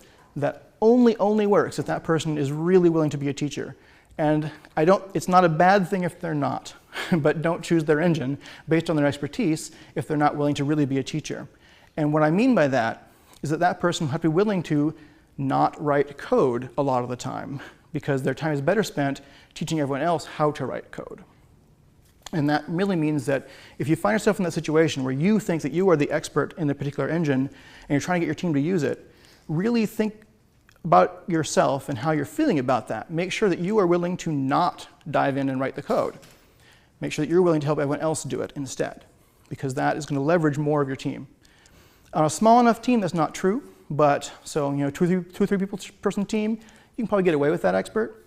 On an 8-person team where 5 of you are coding something, you really can't lean on that one person that heavily. You're going to need to spread out the knowledge as best you can. And so some game engines are easier to learn than others. It's not just a matter of the online support. But we'll get to that in a little bit. On a team programming project, and this is a personal bias of mine, and I admit that some people disagree, but I personally think that a strongly typed programming language is a must. If you're talking about 5 to 8 programmers, there's an additional problem whenever I write a function And you're going to call my function. You have to know what the arguments are to know what's going to happen. And a strongly typed language will enforce that contract. It will make sure that we're on the same page, at least a little bit, as to what that function is doing. A lot of you are probably used to, MIT teaches in a lot of the early programming classes, uses Python, which is awesome for quick work, and it's awesome for a single person doing work. But it does kind of start to fall apart on a larger team when you have to read someone else's code to know what their function is doing, what the arguments are supposed to be. If instead you have it strongly typed from the beginning, the compiler will enforce this communication. And we're going to talk a lot about teams and communication. It turns out your code is one of the methods of communication. The actual written text in your code is a way you talk to your team members. And a strongly typed language sort of forces you to keep that communication line as clearer than a weakly typed language will. And again, this is one of those things where programmers might have battles over whether or not it's true, but I'm pretty confident of this one. I would say it's a noose to use a weakly typed language. We also, a lot of our game engines are going to be talking about C# or ActionScript or whatever, and I'm going to tell you that if you know one of those languages, if you already know Java, for example, it's really easy to transition to C#. It's pretty easy to transition to ActionScript. ActionScript and Hacks are very similar. So I would say any of those top four, you can transfer back and forth pretty easily. JavaScript, kinda. But don't try to transition to C++ from those quickly. I mean, obviously you should someday learn C++ if you are considering yourself a Core 6 major or whatever, but don't assume you can pick up C++ in a weekend because you already know Java. They're just gotchas in C++ that don't exist in those languages. Another important note, if you know Java, it really looks like you know JavaScript. And you kind of do, but you don't. And that's not to say that you shouldn't make that transition, but be aware that's going to take a little bit longer than you think. There's a lot of syntax sharing, but JavaScript is a weakly typed language that has a lot of weird, very web-specific features, and just be aware that that's not as easy a transition. I talked about ease of understanding and learning. Actually, using the engine is also very important. How are you going to get stuff done in it? If the engine has an interactive debugger, that is wonderful. If it doesn't, then you're relying mostly on print statements, and that's hard. If you've never really had the joy of using debugger before, I recommend you try to learn, because it's really extremely powerful tool. We're not going to get into that detail right now. And source control friendly is another important one. If you're on a team with 8 people, you're all going to be making changes. We're going to talk more about source control in the future. We're not going to go into details on that now. But basically, it's a way for your team to communicate and make sure you're all using the same up-to-date source code for your project. And if your engine doesn't support that, then you can be in trouble. In the past, for example, people have talked about some of the cool sort of hobbyist game engines like GameMaker, or back in the day, just bare Flash. And those are really cool tools, but they would save the entire project as one monolithic binary file. And so if one person makes a change, no one else can change the code while they're doing that, because there's no way to merge our changes. Whereas with code or text files or a good game engine that separates things out a little bit, one person can change an art asset while someone changes a code file, while someone else changes yet another code file, and it all merges them together pretty seamlessly. And that's what you're looking for, if possible, on a team project. And I talked about this before, but you really want a project that's been around a little bit. It's cool as a sort of a hobbyist thing or a solo project to take on something really brand new. But I think for a class where you're trying to get stuff done really, really fast and you're working with a team, you really don't want to sort of go too far in the direction of the new latest and greatest thing, because you want to have a game engine that people have put some miles on, have tested it, and shaken out some of the bugs before you get to it. All right. Those are things that I consider you gotta have them for a game engine. Here's some stuff that's kind of nice. Yeah, it's nice to be able to easily import images and sounds and stuff like that. It's nice to be able to get the source code to the engine, but not essential if the engine is well documented. Let's see, it's nice if you have an integrated development environment that can help you with auto-completion of various functions and really help you along with your development. It's definitely nice, but not necessary. And then finally, so you like an editor of some kind. If I want to lay out my levels in some way, is there a graphical editor for me to do that? That's certainly nice. and a profiler that would tell me where my game is slow, that's also nice. But without these things, you can probably get by. Bells and whistles, this is actually relatively unimportant. Especially for a small project, prototype style stuff that we're going to be talking about. For the most part, you don't need all the fancy stuff like particle systems and shaders and physics and all that stuff. You might use physics in this class, but yeah, be careful. So that's one of the things. You don't need that stuff in your game engine for most small games, or at least in the scope of this class. These are things that I really don't care about. Scripting languages that your designer might use. Why is your designer not writing code in your strongly typed language? I never understood that one. Some designers are afraid of writing code, but hopefully in this class you're at least willing to try writing some code. And then finally, just because someone has made a beautiful game in a game engine has no bearing on whether or not your game will be beautiful in that game engine. The vast majority of the time, a game engine or a game built in a game engine is beautiful because they have a really good art team. And we don't have a really good art team here. We don't have the time to do that, and we don't have the resources to do it. So you shouldn't measure your game up against the beautiful AAA games. You should be measuring your games up against some indie quick prototype type of games. All right, so Flixel is a thing we've been recommending for many, many years. This is a game engine that is the game engine that is easiest, has the quickest learning curve I've seen. It gets everything done. It's very quick to learn, to use, and it runs on the web. Great, that's pretty good, easy stuff. It was developed by Atom Atomic for a game called Cannibalt, you can see up there. The game that, as far as I know, sort of popularized the infinite runner genre, which we've seen clone after clone after clone of, but I believe this is at least where it entered my consciousness, and therefore it must be where it came into the world, right? But anyway, the cool thing about it is it's got a very, very, very simple object-oriented state-based system. It's really, really good for 2D sprite stuff. Last year, we had a bunch of game engines for people to try. By the end, pretty much everyone just used Flixel because it was easier to use. And this is kind of says it all to me. Even if you haven't used ActionScript, the learning curve on Flixel is awesome. You'll spend a day or two staring at it, and then you'll know most of everything there is to know, and you'll just be able to do stuff. You won't be able to do all the cool, awesome stuff other game engines will let you do, but you'll be able to do pretty much everything you'll need to do on the scale and scope of games you're looking at in this class. Let's see. It doesn't so good at GUI. If you want a fancy GUI, lists and lots of text and buttons and sliders and stuff, it's kind of a pain to code that up. Right. So Flixel is also, unfortunately, in its current form, kind of in an end-of-life cycle, and I've been saying that for 2 or 3 years now, and it's still holding on because Flash is still holding on. Adobe trying to sort of get out of the business of maintaining Flash as a web development place, and not really sure why. Apparently Adobe decided a while back that HTML5 was the future, but it's been 4 or 5 years now, and HTML5 is still not the future. In the meantime, we're sort of hanging on with Flash and the occasional JavaScript HTML5 thing.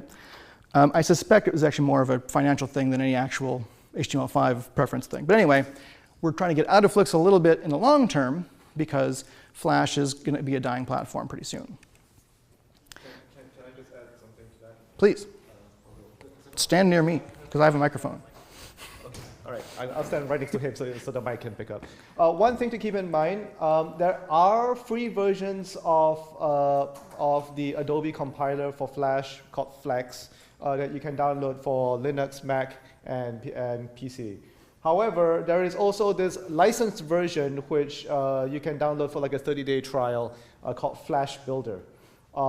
Unfortunately, for Mac users in particular, if you want to get one of those, I use it. I like writing code in it. But as soon as that 30-day free trial is over, you are on an annual subscription, paying Adobe money every year. So free with an asterisk. If you want to do free development on a Mac and use Flixel, be very, very careful and use this upcoming exercise to actually ensure that the things that you're downloading and the things that you're signing up for are actually free and not free for the first 30 days. Okay? For PC users, you have the advantage of using Flash Develop, I believe. That's what it's called, which is actually a tool that you can get without having to pay for it. For Linux, you are pretty much stuck to using command line compilers. And if you really want to do free development on a Mac, you're also using command line. But there's all kinds of clever things that you can do with text editors to sort of make that a little bit more comfortable. So just keep that in mind. That's another reason why Flixel is our #1 choice nowadays, is because Adobe is really trying to squeeze money out of everybody, including students. Adobe's insane. Well, one can't blame them for trying to make a little bit of money. However, it's no longer as attractive as it used to be. That's certainly true. Unity is the next one on our list that we've had good success with. It's actually mostly it's a pretty full-featured full-featured game engine. It's got all the bells and whistles you could want. It's a little bit dangerous to use it because it has all the bells and whistles you could want, and you should probably only use some bells and not the whistles and whatever, right? You should be very careful and judicious in your use of the features, because the Tinker Toy model of only do what the engine lets you do is a little bit dangerous, because Unity lets you do pretty much everything. So you have to be very careful about which features you choose to use. However, it's great, it's free, it does a whole bunch of neat stuff. There are paid versions, but you won't need them for the class, certainly. I call these disads. 3D is harder than 2D, and 3D is at least 3 times as hard as 2D. Really, it's rough. If you've never done 3D before, it takes a while to get your head into it. Even if you're doing a 2D game in Unity, sometimes you have to think in 3D a little bit, which makes it a little bit harder to use. On the other hand, Unity does have this nice editor, and it's possible for a non-programmer to get some stuff done in Unity in a way that's not possible in others. You spend more time learning the GUI, but you can actually get some more things done. So it's an interesting little trade-off there. It is also, again, not good at GUI work. They're starting to address that a little bit, but it's hard. You have to kind of hand code your buttons a little bit sometimes. That is improving, as I say, but it's not quite there yet. It suffers a little bit from the problem of merging. Unity uses particular objects that you really wish you could merge as just their text files or code, but you have a whole scene of objects, for example, and only one person can really work with it at a time unless you're really very careful. So when you're using Unity, you have to be extra careful with your team and make sure that people aren't messing with the same files at the same time. The code, however, works the way you want it to, and source control works fine. So you got to be careful, but you can work around it.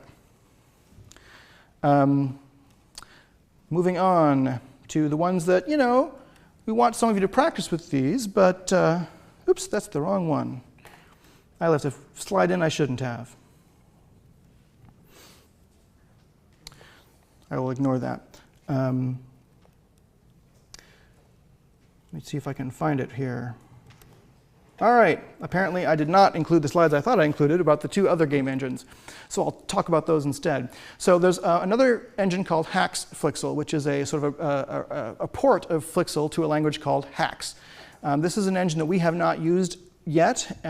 We've looked over it a little bit, and it certainly looks very promising. That's using the very same Flixel style. It is, however, using an interesting language named Hax, which is mostly based on ActionScript, but it has some Java and C#-like features to it. It does some crazy stuff, though, so it might be a little bit interesting to use. Hax compiles down to a language of your choice, which it then compiles. So, for example, if you want to export your Hax to Flash, you'll compile your Hax to ActionScript, which will then get compiled to a Flash app. Or if you want to make an iOS app, you'll probably compile it to the Xcode Objective-C and then compile that. But basically, it tries to be all things to all people, which is really kind of dangerous. But hopefully, for the kind of smallish projects we're talking about, that'll be fine. I call that one a noose because we haven't used it much. But it has all the simplicity of Flixel for the Hax Flixel game engine. So that is a good thing. The other one we're looking at using this year is called Phaser, which we know not too much about in this lab. The Education Arcade is using it, and they seem to like it. And it is an ActionScript HTML5 style of engine. That is not the most mature platform to build on because of all the browser differences and stuff like that, but it is certainly possible. I recommend if you end up using Phaser, that rather than coding in pure JavaScript, you code in TrueScript, which is basically a strongly typed version of JavaScript. We'll get on to the rest of it. So, sorry, TypeScript. Yes, TypeScript. So when you're learning an engine, you start with tutorials. That's the easiest thing to do. Once you've learned 3 or 4 engines, you might not use tutorials, but until then I would say you should actually go through something that someone's written and thought about how to progress. Do something extremely small. Don't start with the be-all and end-all game of awesomeness. Start with something very, very easy. And then after you've done that, you're going to discover that you've done some things, then read the documentation a little bit more, because you're going to be better at picking up stuff after you have questions in your head, even if you don't realize what questions you've got. And we're warming up to an assignment where we're going to hand you a game engine and you're going to take a look at it over the weekend or over the week. But the thing you need to remember is that all software really does suck. And game engines are no exception. At this point, invariably someone will claim that Linux doesn't suck. To which I'll have to claim that it does, but it's also awesome. And that's the thing about software and game engines. You have to really understand and appreciate the ins and outs of Linux before you understand the ways in which it really does suck, but the ways it's really also really awesome. Operating systems all really are pretty bad. I suspect, Windows and Mac, you can make huge arguments about all of them. Photoshop, we talked about earlier, is an awesomely powerful tool, but to sit down and actually start using it as a beginner, as a newbie, is a miserable experience. And I think you probably all have very similar experiences with software. It's buggy, it's painful. This is true for game engines too. You're going to try out a game engine, and you're probably going to come back to class thinking, I tried Unity, it was terrible, I didn't understand what was going on, it was really hard. And then you'll hear someone else talk about Flixel, and you'll think, wow, I didn't have any of those problems. And so this is the trick. All software sucks, and your job is to find the software that sucks in ways that you can handle. Right? That you don't mind so much that you have to think in 3D for Unity because you're willing to put up with that because you get these cool, nice rendered look. Or maybe you deal with the fact that, yeah, Flixel's written in ActionScript 3, and ugh, I hate that language, but boy, it sure is easy to put stuff up on the screen and have spaceships move around shooting each other in like a day with no problem. And these are the kinds of trade-offs you're going to have to look at. So when you're trying to evaluate a game engine, or any piece of software really, but game engines for this class, you're going to think about the ways in which it's terrible, but also think about the ways in which it's great. And when you get together and talk with a team for projects 2 through 4 about what game engine to use, you're going to want to be able to say intelligently, I don't like Flixel because of these things, but actually I can live with those things. Or I don't like Unity because of this thing, and I really just can't get past it. And if your team's insisting on using that engine, and you really know you really don't like it, consider another team. And that's not bad. Different people are going to have different preferences for different styles. And that's part of what we're going to be doing. Anytime you're forming a team or trying to work with a team, you're going to have to figure out what works for you, what's hard for you, what's easy for you, and try to match yourself up with tasks or software that matches your set of skills. Or, if you want to challenge yourself, okay, be ready to challenge yourself and try something that you thought was too hard or too painful, but be aware that you're doing that because you need to let your team know, hey, I'm going to be on a learning curve here, you're going to have to help me out. So, as you look at a game engine, be aware that it is going to disappoint you. That's just the way it is, but try to figure out where those disappointments are. To that end, one of our assignments will, yes? Which 2D game engine would you suggest for those who are comfortable with Java and C#? With Java and C#, it kind of depends on the situation. I would actually still suggest for most simple, which game engine should I use for 2D? And the answer is, if you have no 3D experience whatsoever, I would still recommend Flixel today. If you are comfortable with 3D and some of the barriers there, I would go with Unity. I personally use Unity for my own development. That said, what we're going to do is everybody's going to take a look at a game engine, so you'll have at least one of the 4 that we're talking about for the class you're familiar with. And hopefully in the next couple of weeks, you'll get your own preference. Because I can easily say, sure, Flixel is great for 2D games, and it is for the right kind of 2D games.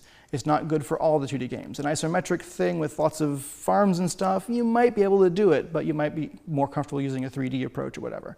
So in other words, it really depends on the game too. I wish I could give you an easy answer, but I can't, which is why the whole lecture. So we have an assignment, which we'll hand out to you now. And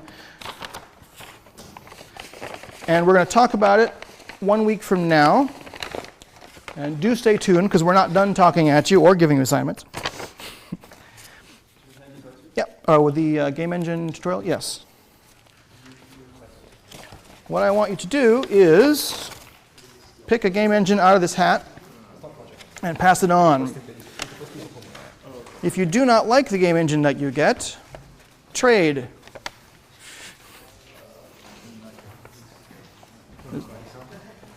Sure, feel free. Take a handful.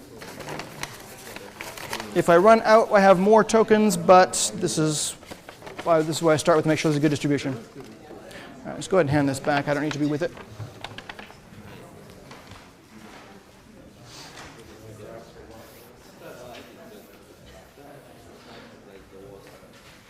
So, one of the things we're going to do next Wednesday is try to do a source control exercise, which will introduce some of you to source control and hopefully refresh some of you. So ideally, if you can, we want you to bring in a development machine, a laptop, if that's what you're using, on that Wednesday. If you only have a desktop, don't. If you've got no computer, don't. But try to bring in a development machine of some kind that you can actually use on Wednesday. Ideally, the machine you use to do the tutorials.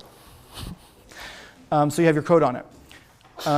Let's see, what else do we want to say there is we don't want you to spend more than 4 hours on this exercise. There is no turn-in for this exercise. What we want is for on Wednesday, we're going to be able to talk about the game engine that you looked at. You want to be able to talk about its pluses and its minuses, what was frustrating. If it took you all 4 hours just to install the stupid thing in the first place, that's information. We want to know that because that will help people choose to not use that game engine, for example. But basically, we want to be able to talk intelligently in groups amongst yourselves about the game engine pros and cons. That's the main goal.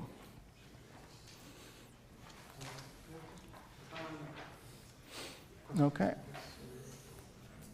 Any questions or comments so far?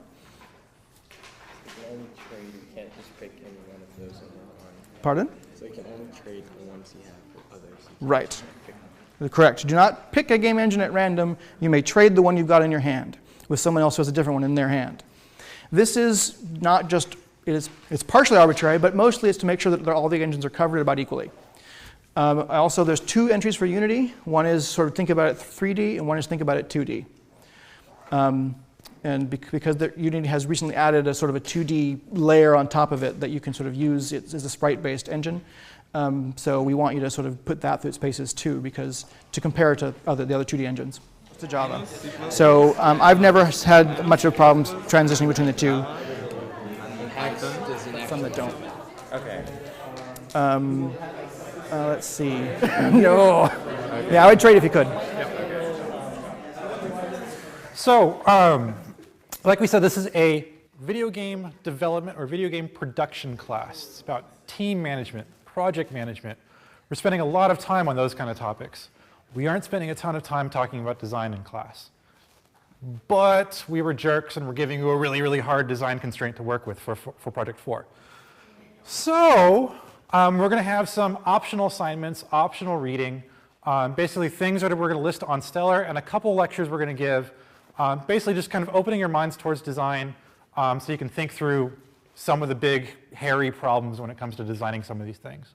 The first thing is talking about the theme for the course for the semester. So we're talking about meaningful decisions in games. So we're asking you, when you're creating these 4 projects, to think about what decisions your players are making during the game at all times, and to make sure that all those decisions they make are meaningful. And this is going to be the foundation for the four projects that you're working on. All the constraints are going to be based on this kind of thing. So first off, what do we mean by meaningful decisions? This is what I mean when I say it.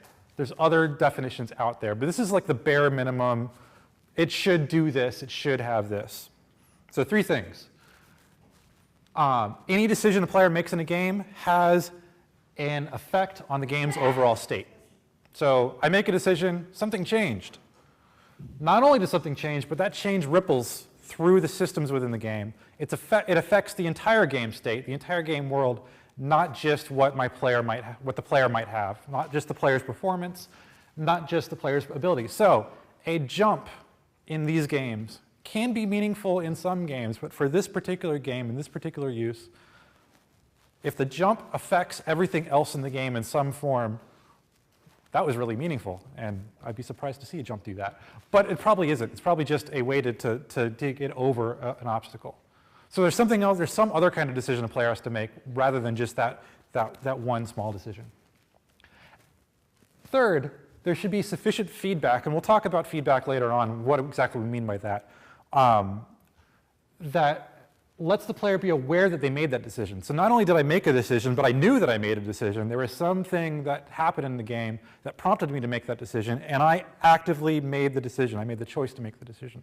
I know I made the decision, and I actually see all those effects happen in some form. At the bare minimum, I make a decision. I see some short-term effects. There might be long-term effects that I don't see right now, but I will have the opportunity to see later. That's a little bit more advanced. So we're going to talk about, so basically this lecture is really just going to be talking about some example games that when we're talking about the games we would like you to make in class, these are kind of the exemplar games for this. These are the games that we think of when we think of this kind of thing. And the problem that I think is going to come up is we're going to sometimes call them strategy games, which is a really loaded term. What is a strategy game? Does anybody have a definition for what a strategy game is?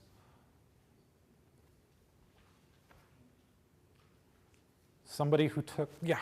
Maybe a game that involves a lot of user thinking? Yeah, a game that's going to require a lot of thinking. A game that's going to require, and by thinking, there's a lot of actions that happen when we talk about player thinking. Like, all right, so I'm thinking, so if I'm thinking, I might not be taking action. So I might be thinking to take an action. I might be planning is going to be part of it. I might be thinking, but there's something that's distracting me for thinking. Maybe I have to make actions really, really fast, or I can make actions and I can think a long period of time.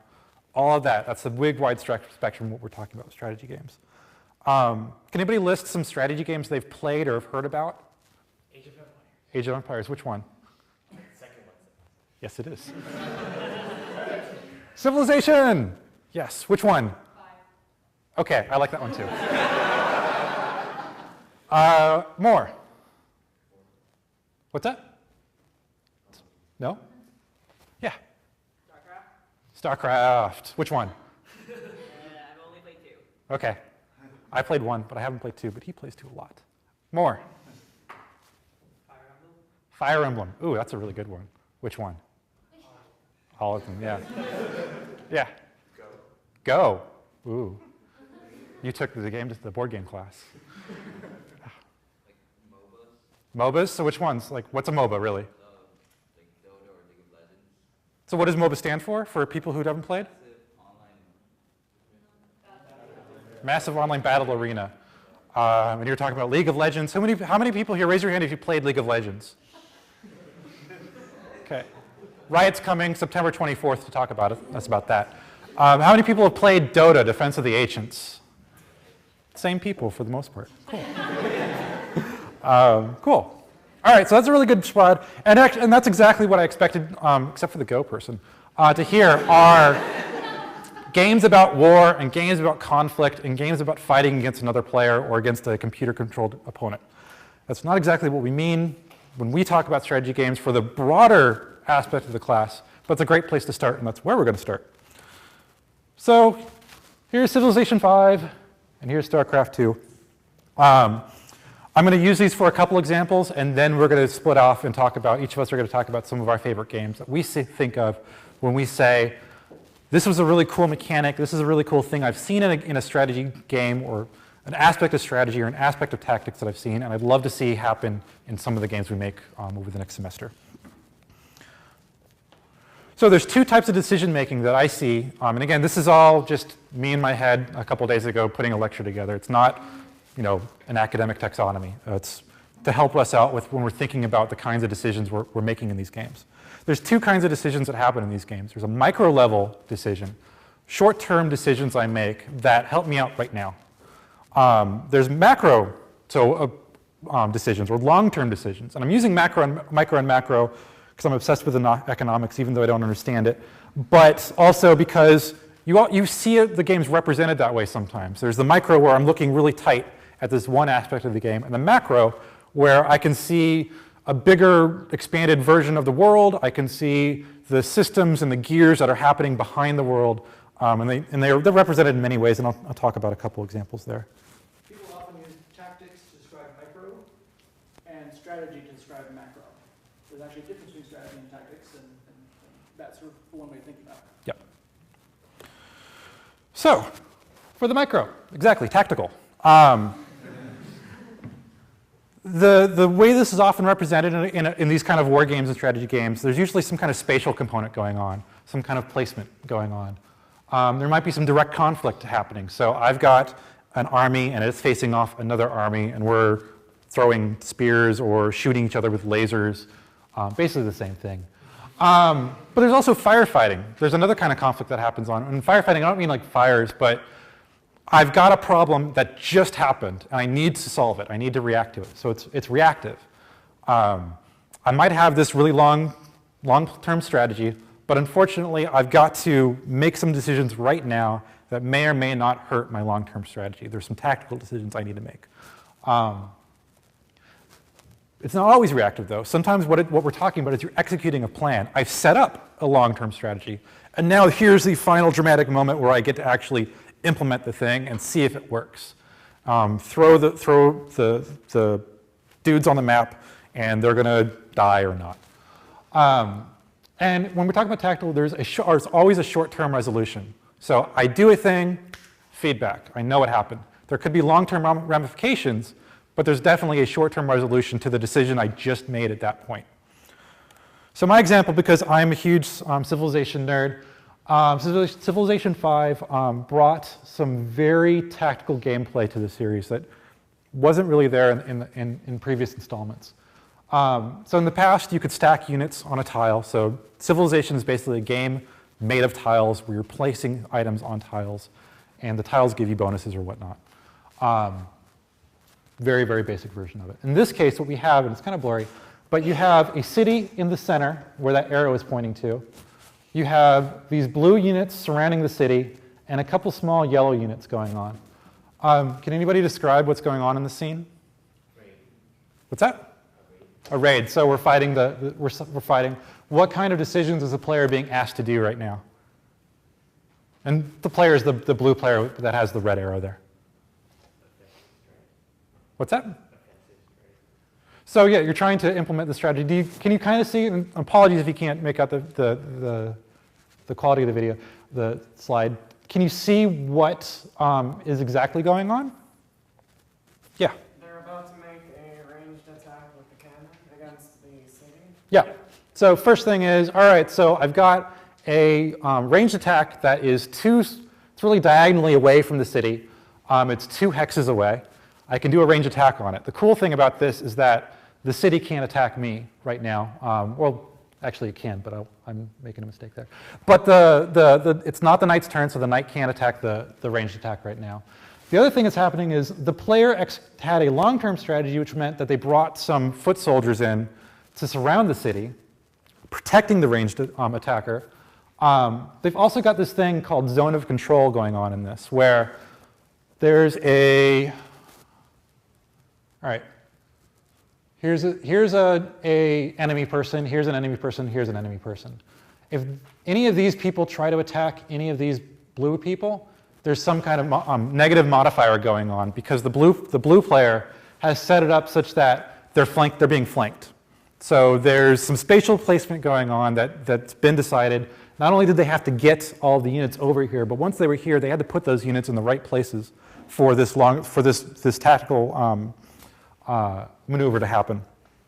So really, in Civilization 5, when we're talking about tactical, in one aspect of it, in the combat aspect of it, we're talking about flanking, army positioning, zone of control, preventing other players from entering into tiles, controlling areas and making this area basically more effective for the blue player to attack the city than for the yellow player to defend it.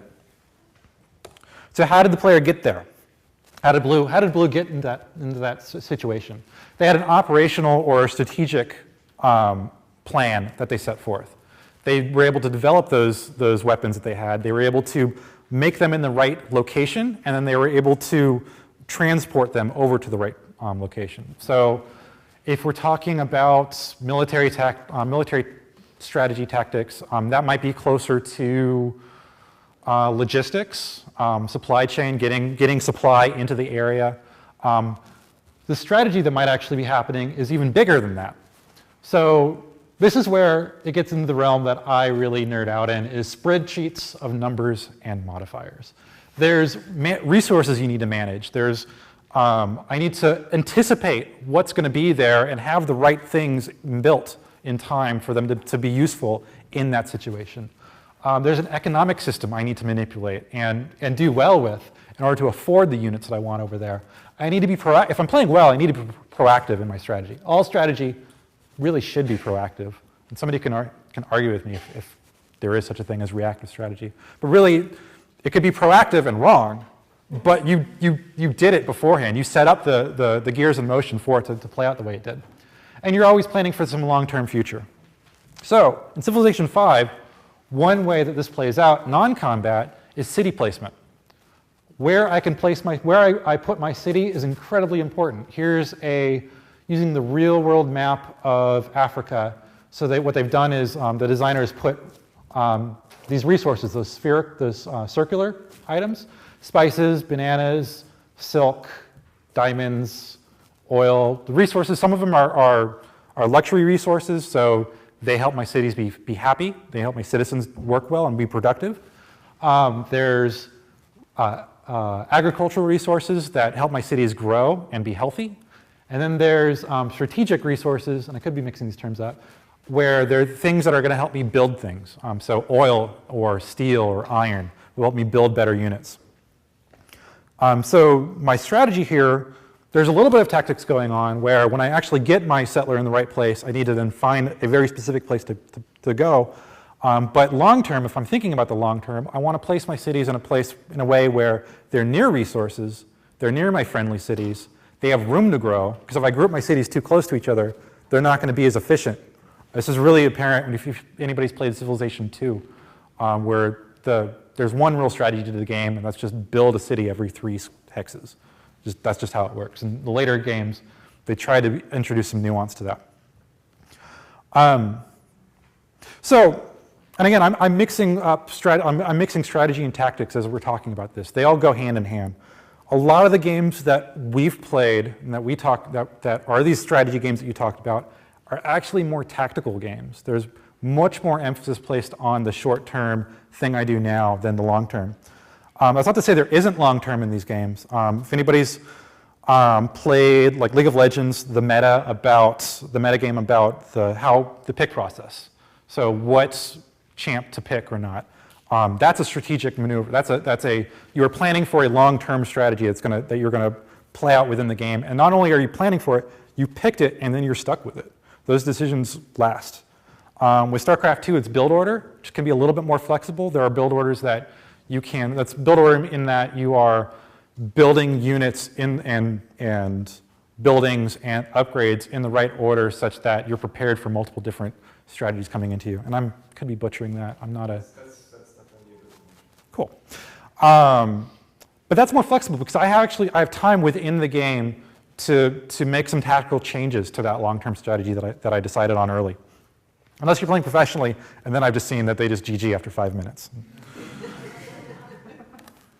So, anybody recognize this quote?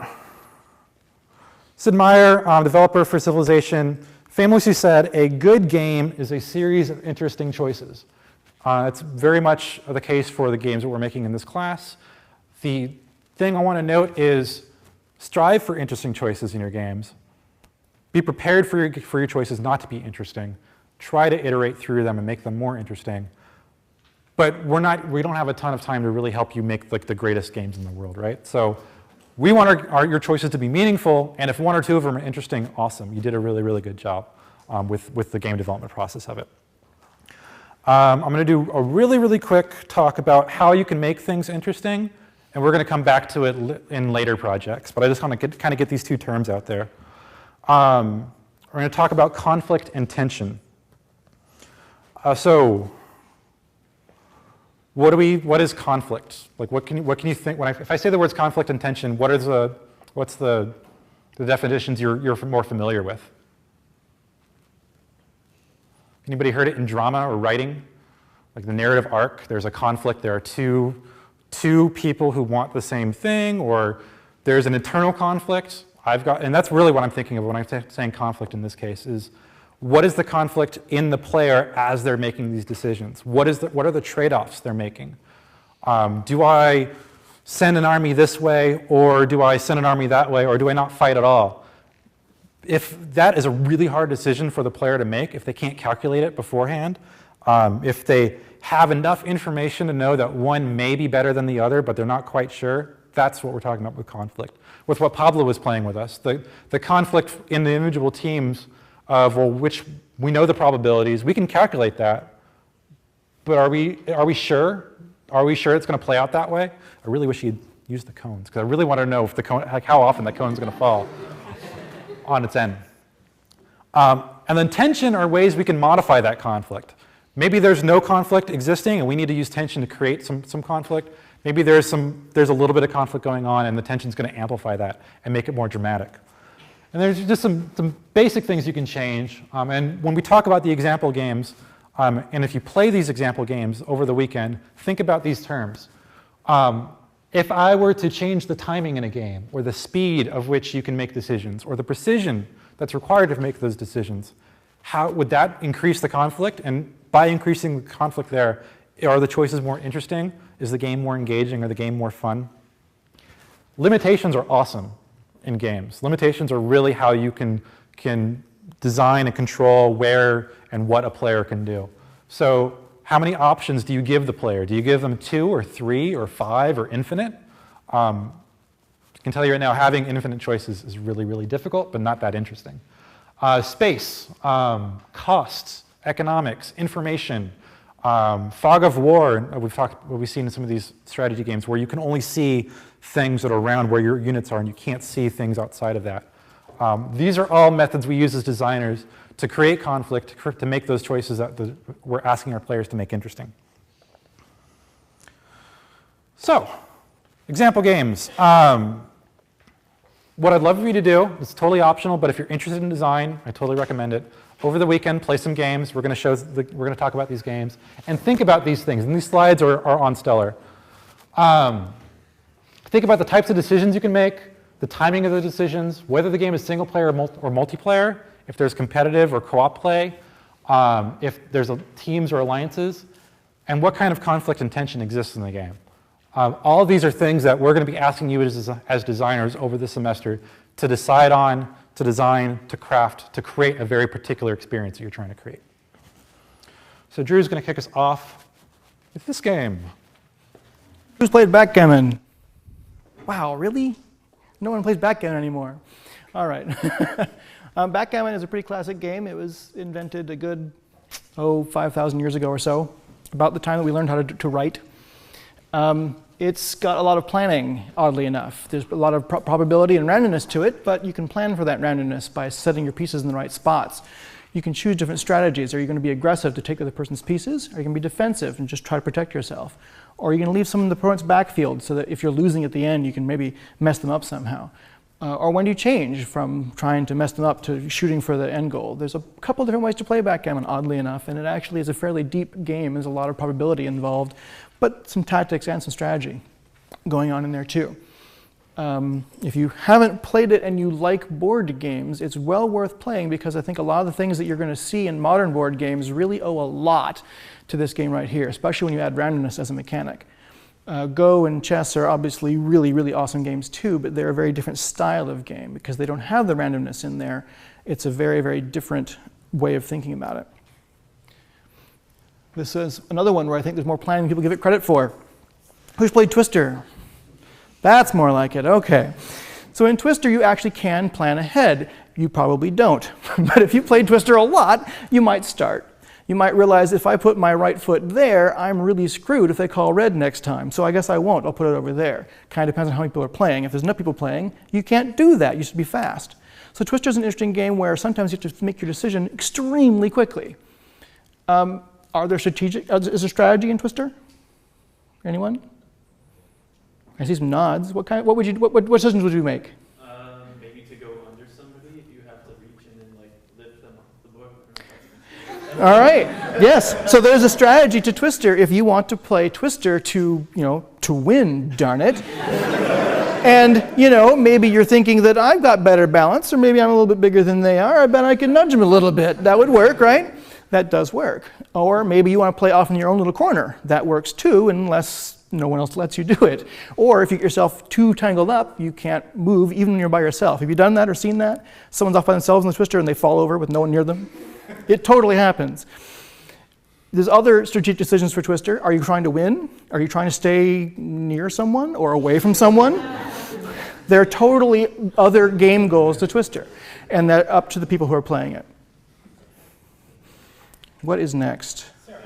Okay, that would be me. So this is not what anybody thinks of when they think of a strategic game, but I want to point out that decisions come in a lot of different styles. You're not going to ever ruin your game by any decisions you make in Farmville particularly, but it is a game that lets people make a lot of choices about what they want to do relatively freely. The strategy, where strategy and resource management comes into Farmville, is you have a limited number of actions you can take, which means you can only play the game for so long, assuming you do not want to become one of those people who spends a big pile of money playing Farmville, which I'm going to assume you are. So well, you need to manage your actions and think about how many actions you're taking and think about when you want to come back to the game. And the way they do that, and the way that you can game that system, is by looking at how long it takes things to grow, what you want to grow, what you want to make. Farmville is actually at this point kind of outdated because they've moved to Farmville 2. But I did not actually want to go there and play it to be to have the expertise to tell you about it. I did spend enough time playing Farmville to know that there's actually a whole lot of interesting decisions you get to make there. And it's not a game people think of when they think of meaningful decisions because they've heard a whole lot of, oh my God, it's that click game. Just because it's a game that doesn't have a lot of deep consequences doesn't mean it can't have a lot of deep play. Am I hitting the right button? Let's find out. So Plants vs. Zombies is essentially a really popular tower defense game, and tower defense was not very popular until Plants vs. Zombies came out because most people hadn't done it very well or presented it very well. But in Plants vs. Zombies, you've got tons of choices. Who here has played Plants vs. Zombies? Let me ask the first question. Okay, so yeah, you know what I'm talking about. They got the UI right, absolutely, so it's easy to play. And every time you go in to play a level, you get to choose. Which strategy are you going to use? You've got sort of the long-term strategy choice for each level where you get to choose which creatures you're taking or which plants you're taking. And you can go back and play each level with a completely different set of plants and still succeed or fail at it. In my case, it's often more failing. They give you just enough information so you can think about what you're going to bring. You can see what's coming in. You don't know how many of those they're going to come. You don't know when they're going to come. So you have to both plan for, oh, I know there's going to be a zombini, but I don't know how much of them it is. How much resources do I need to devote to worrying about the zombini? I'm not getting that right at all, am I? How much resources do I have to worry about devoting to that versus all the other threats I've got coming in? So now I have to admit something terrible. My daughters play this game, and I have watched them play this game, but I haven't actually played this game. And I was going to play it tonight and last night so I could talk about it, and then my daughters hid my iPad on me. It's very hard to download a game when you don't have the device to download it onto. So has anybody else played this game? Okay, a few people have. So your goal, of course, your goal in this game is you're a virus. You would like to evolve and hopefully take out all of humanity. And as you're playing the game as the player guiding the virus's development, you get to make a lot of choices. How lethal is it? What kind of symptoms do you have? How easy is it to spread? My daughters are working on the infect the whole planet with a completely symptomless disease tactic, and then evolve quickly up to lethality and take everybody out. They haven't succeeded at this. It sounds like the perfect strategy. But they haven't succeeded at this because you kind of need symptoms to cause damage, and they can't evolve the symptoms fast enough. Once they've gotten everyone infected and they're going from completely harmless to deadly, they can't manage to evolve it fast enough. So it's got a lot of interesting play there where you've got a lot of different tactics. I think they can get it someday, but they haven't yet. They'll need to try a different tactic. And finally, a game I have played an awful lot of is Pandemic. Who here has played Pandemic? Okay. So what is the main tactic and resource you have in this game if you've played it? Turns. Well, time. Time. Yeah, the thing that, in a lot of ways in this game, what you're playing against is time, because when you run out of the deck, if you haven't managed to clear things, the game is over. And the resource you've got is, and the choices you've got is where people are going and which area they're fighting. This is a game, the overall plan of the game, of course, is there are 4 epidemics raging. You're the CDC. You need to find cures for all the plagues before they take out the rest of humanity. And so you have to balance both your long-term strategy of finding a cure for each of the diseases with the short-term strategy of keeping the diseases under control so that you don't end up with everything being destroyed.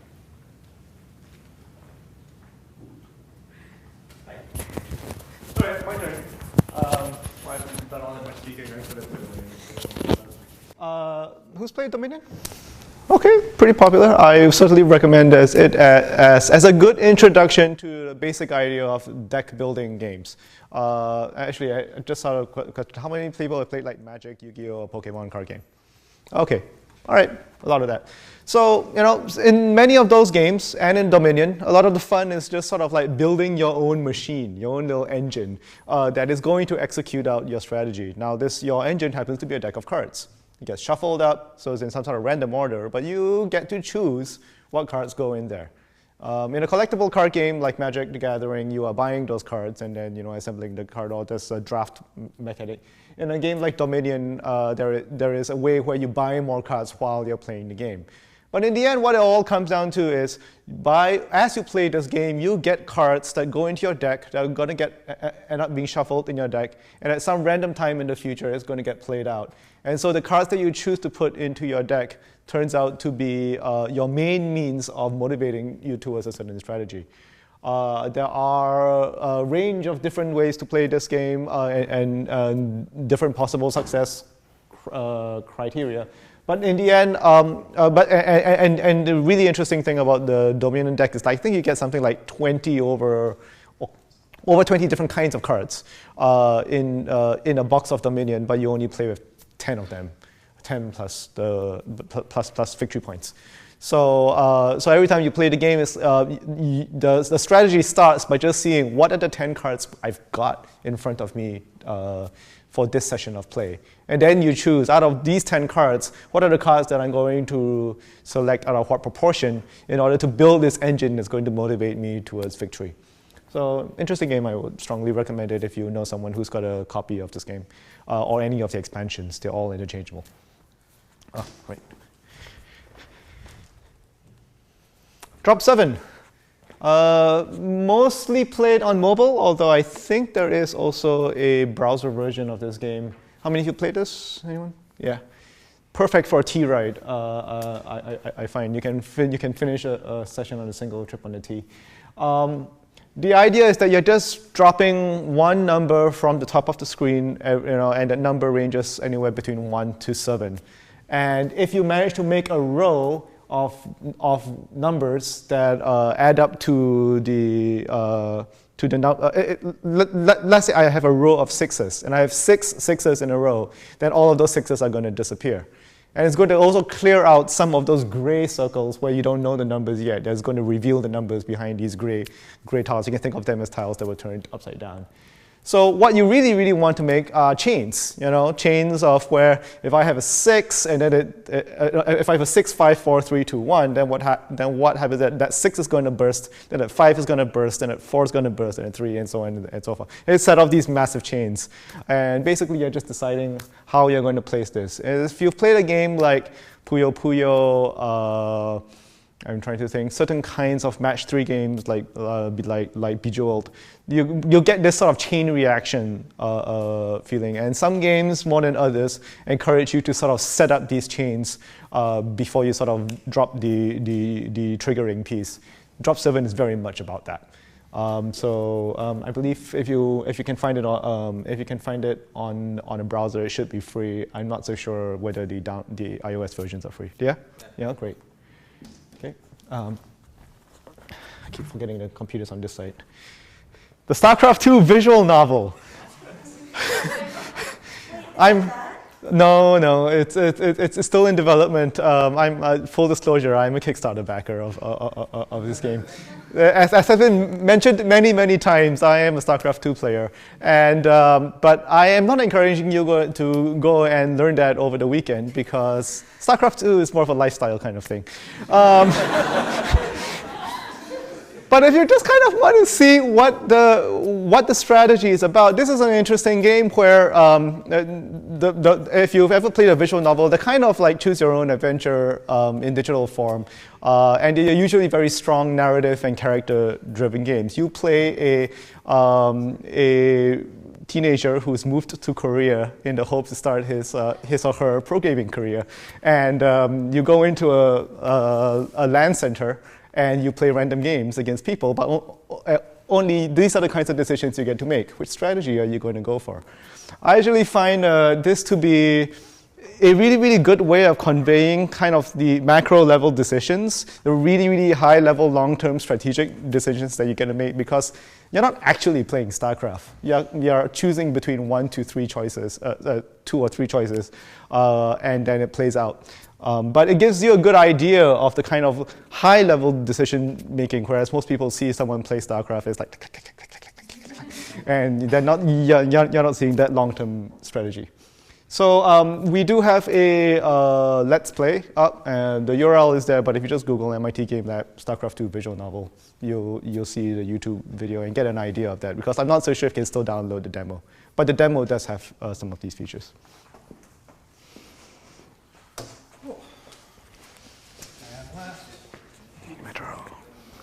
All right, so my games that I chose, what's up? Oh, thank you. Cool.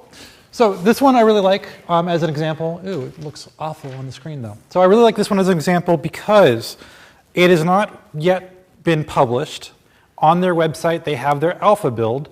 And if you were to buy their game, what you would see is the beta build, and then later on, when it actually does publish, you can even see this on YouTube. You can see what it's going to look like when you actually buy the final game. It plays exactly the same. It looks polished. It's a really good example of here's a game that works and it's functionally perfect, and they could have just shipped it, and I'm really glad they did because I played a lot. And when they finally ship it, it's still going to play the exact same way. It's just going to be a little bit prettier, and really doesn't matter. I don't really care about that. And that's something that we're going to stress in this game. Is we're more concerned about that. Is it playable? Does it work? Can I understand how to play it? More so than the pretty, more so than the aesthetic and visual polish. So in this game, it is a game about managing a subway, in that all of a sudden the subway station appears in the middle of space, and you have to build a line to it. So you build your line, and then passengers randomly appear on the subway trains, but you don't have to actually get them from place to place. You don't control the trains. You just build the lines. The trains move on their own, and they're moving at a constant rate, so you can kind of guess when the train is going to get to the station. There are strategies to, you can move your lines around a little bit, but once your lines are in place, for the most part, they're static. You can't really change them all that much. So there's some limitations going on between how much you can move a line or not. At the end, if you last a week, it's going to give you one of 3 options to do a power-up, basically. Either you can build a new line, add a new train, increase the capacity of a train. So you're making a permanent choice there, and that's going to affect the later game.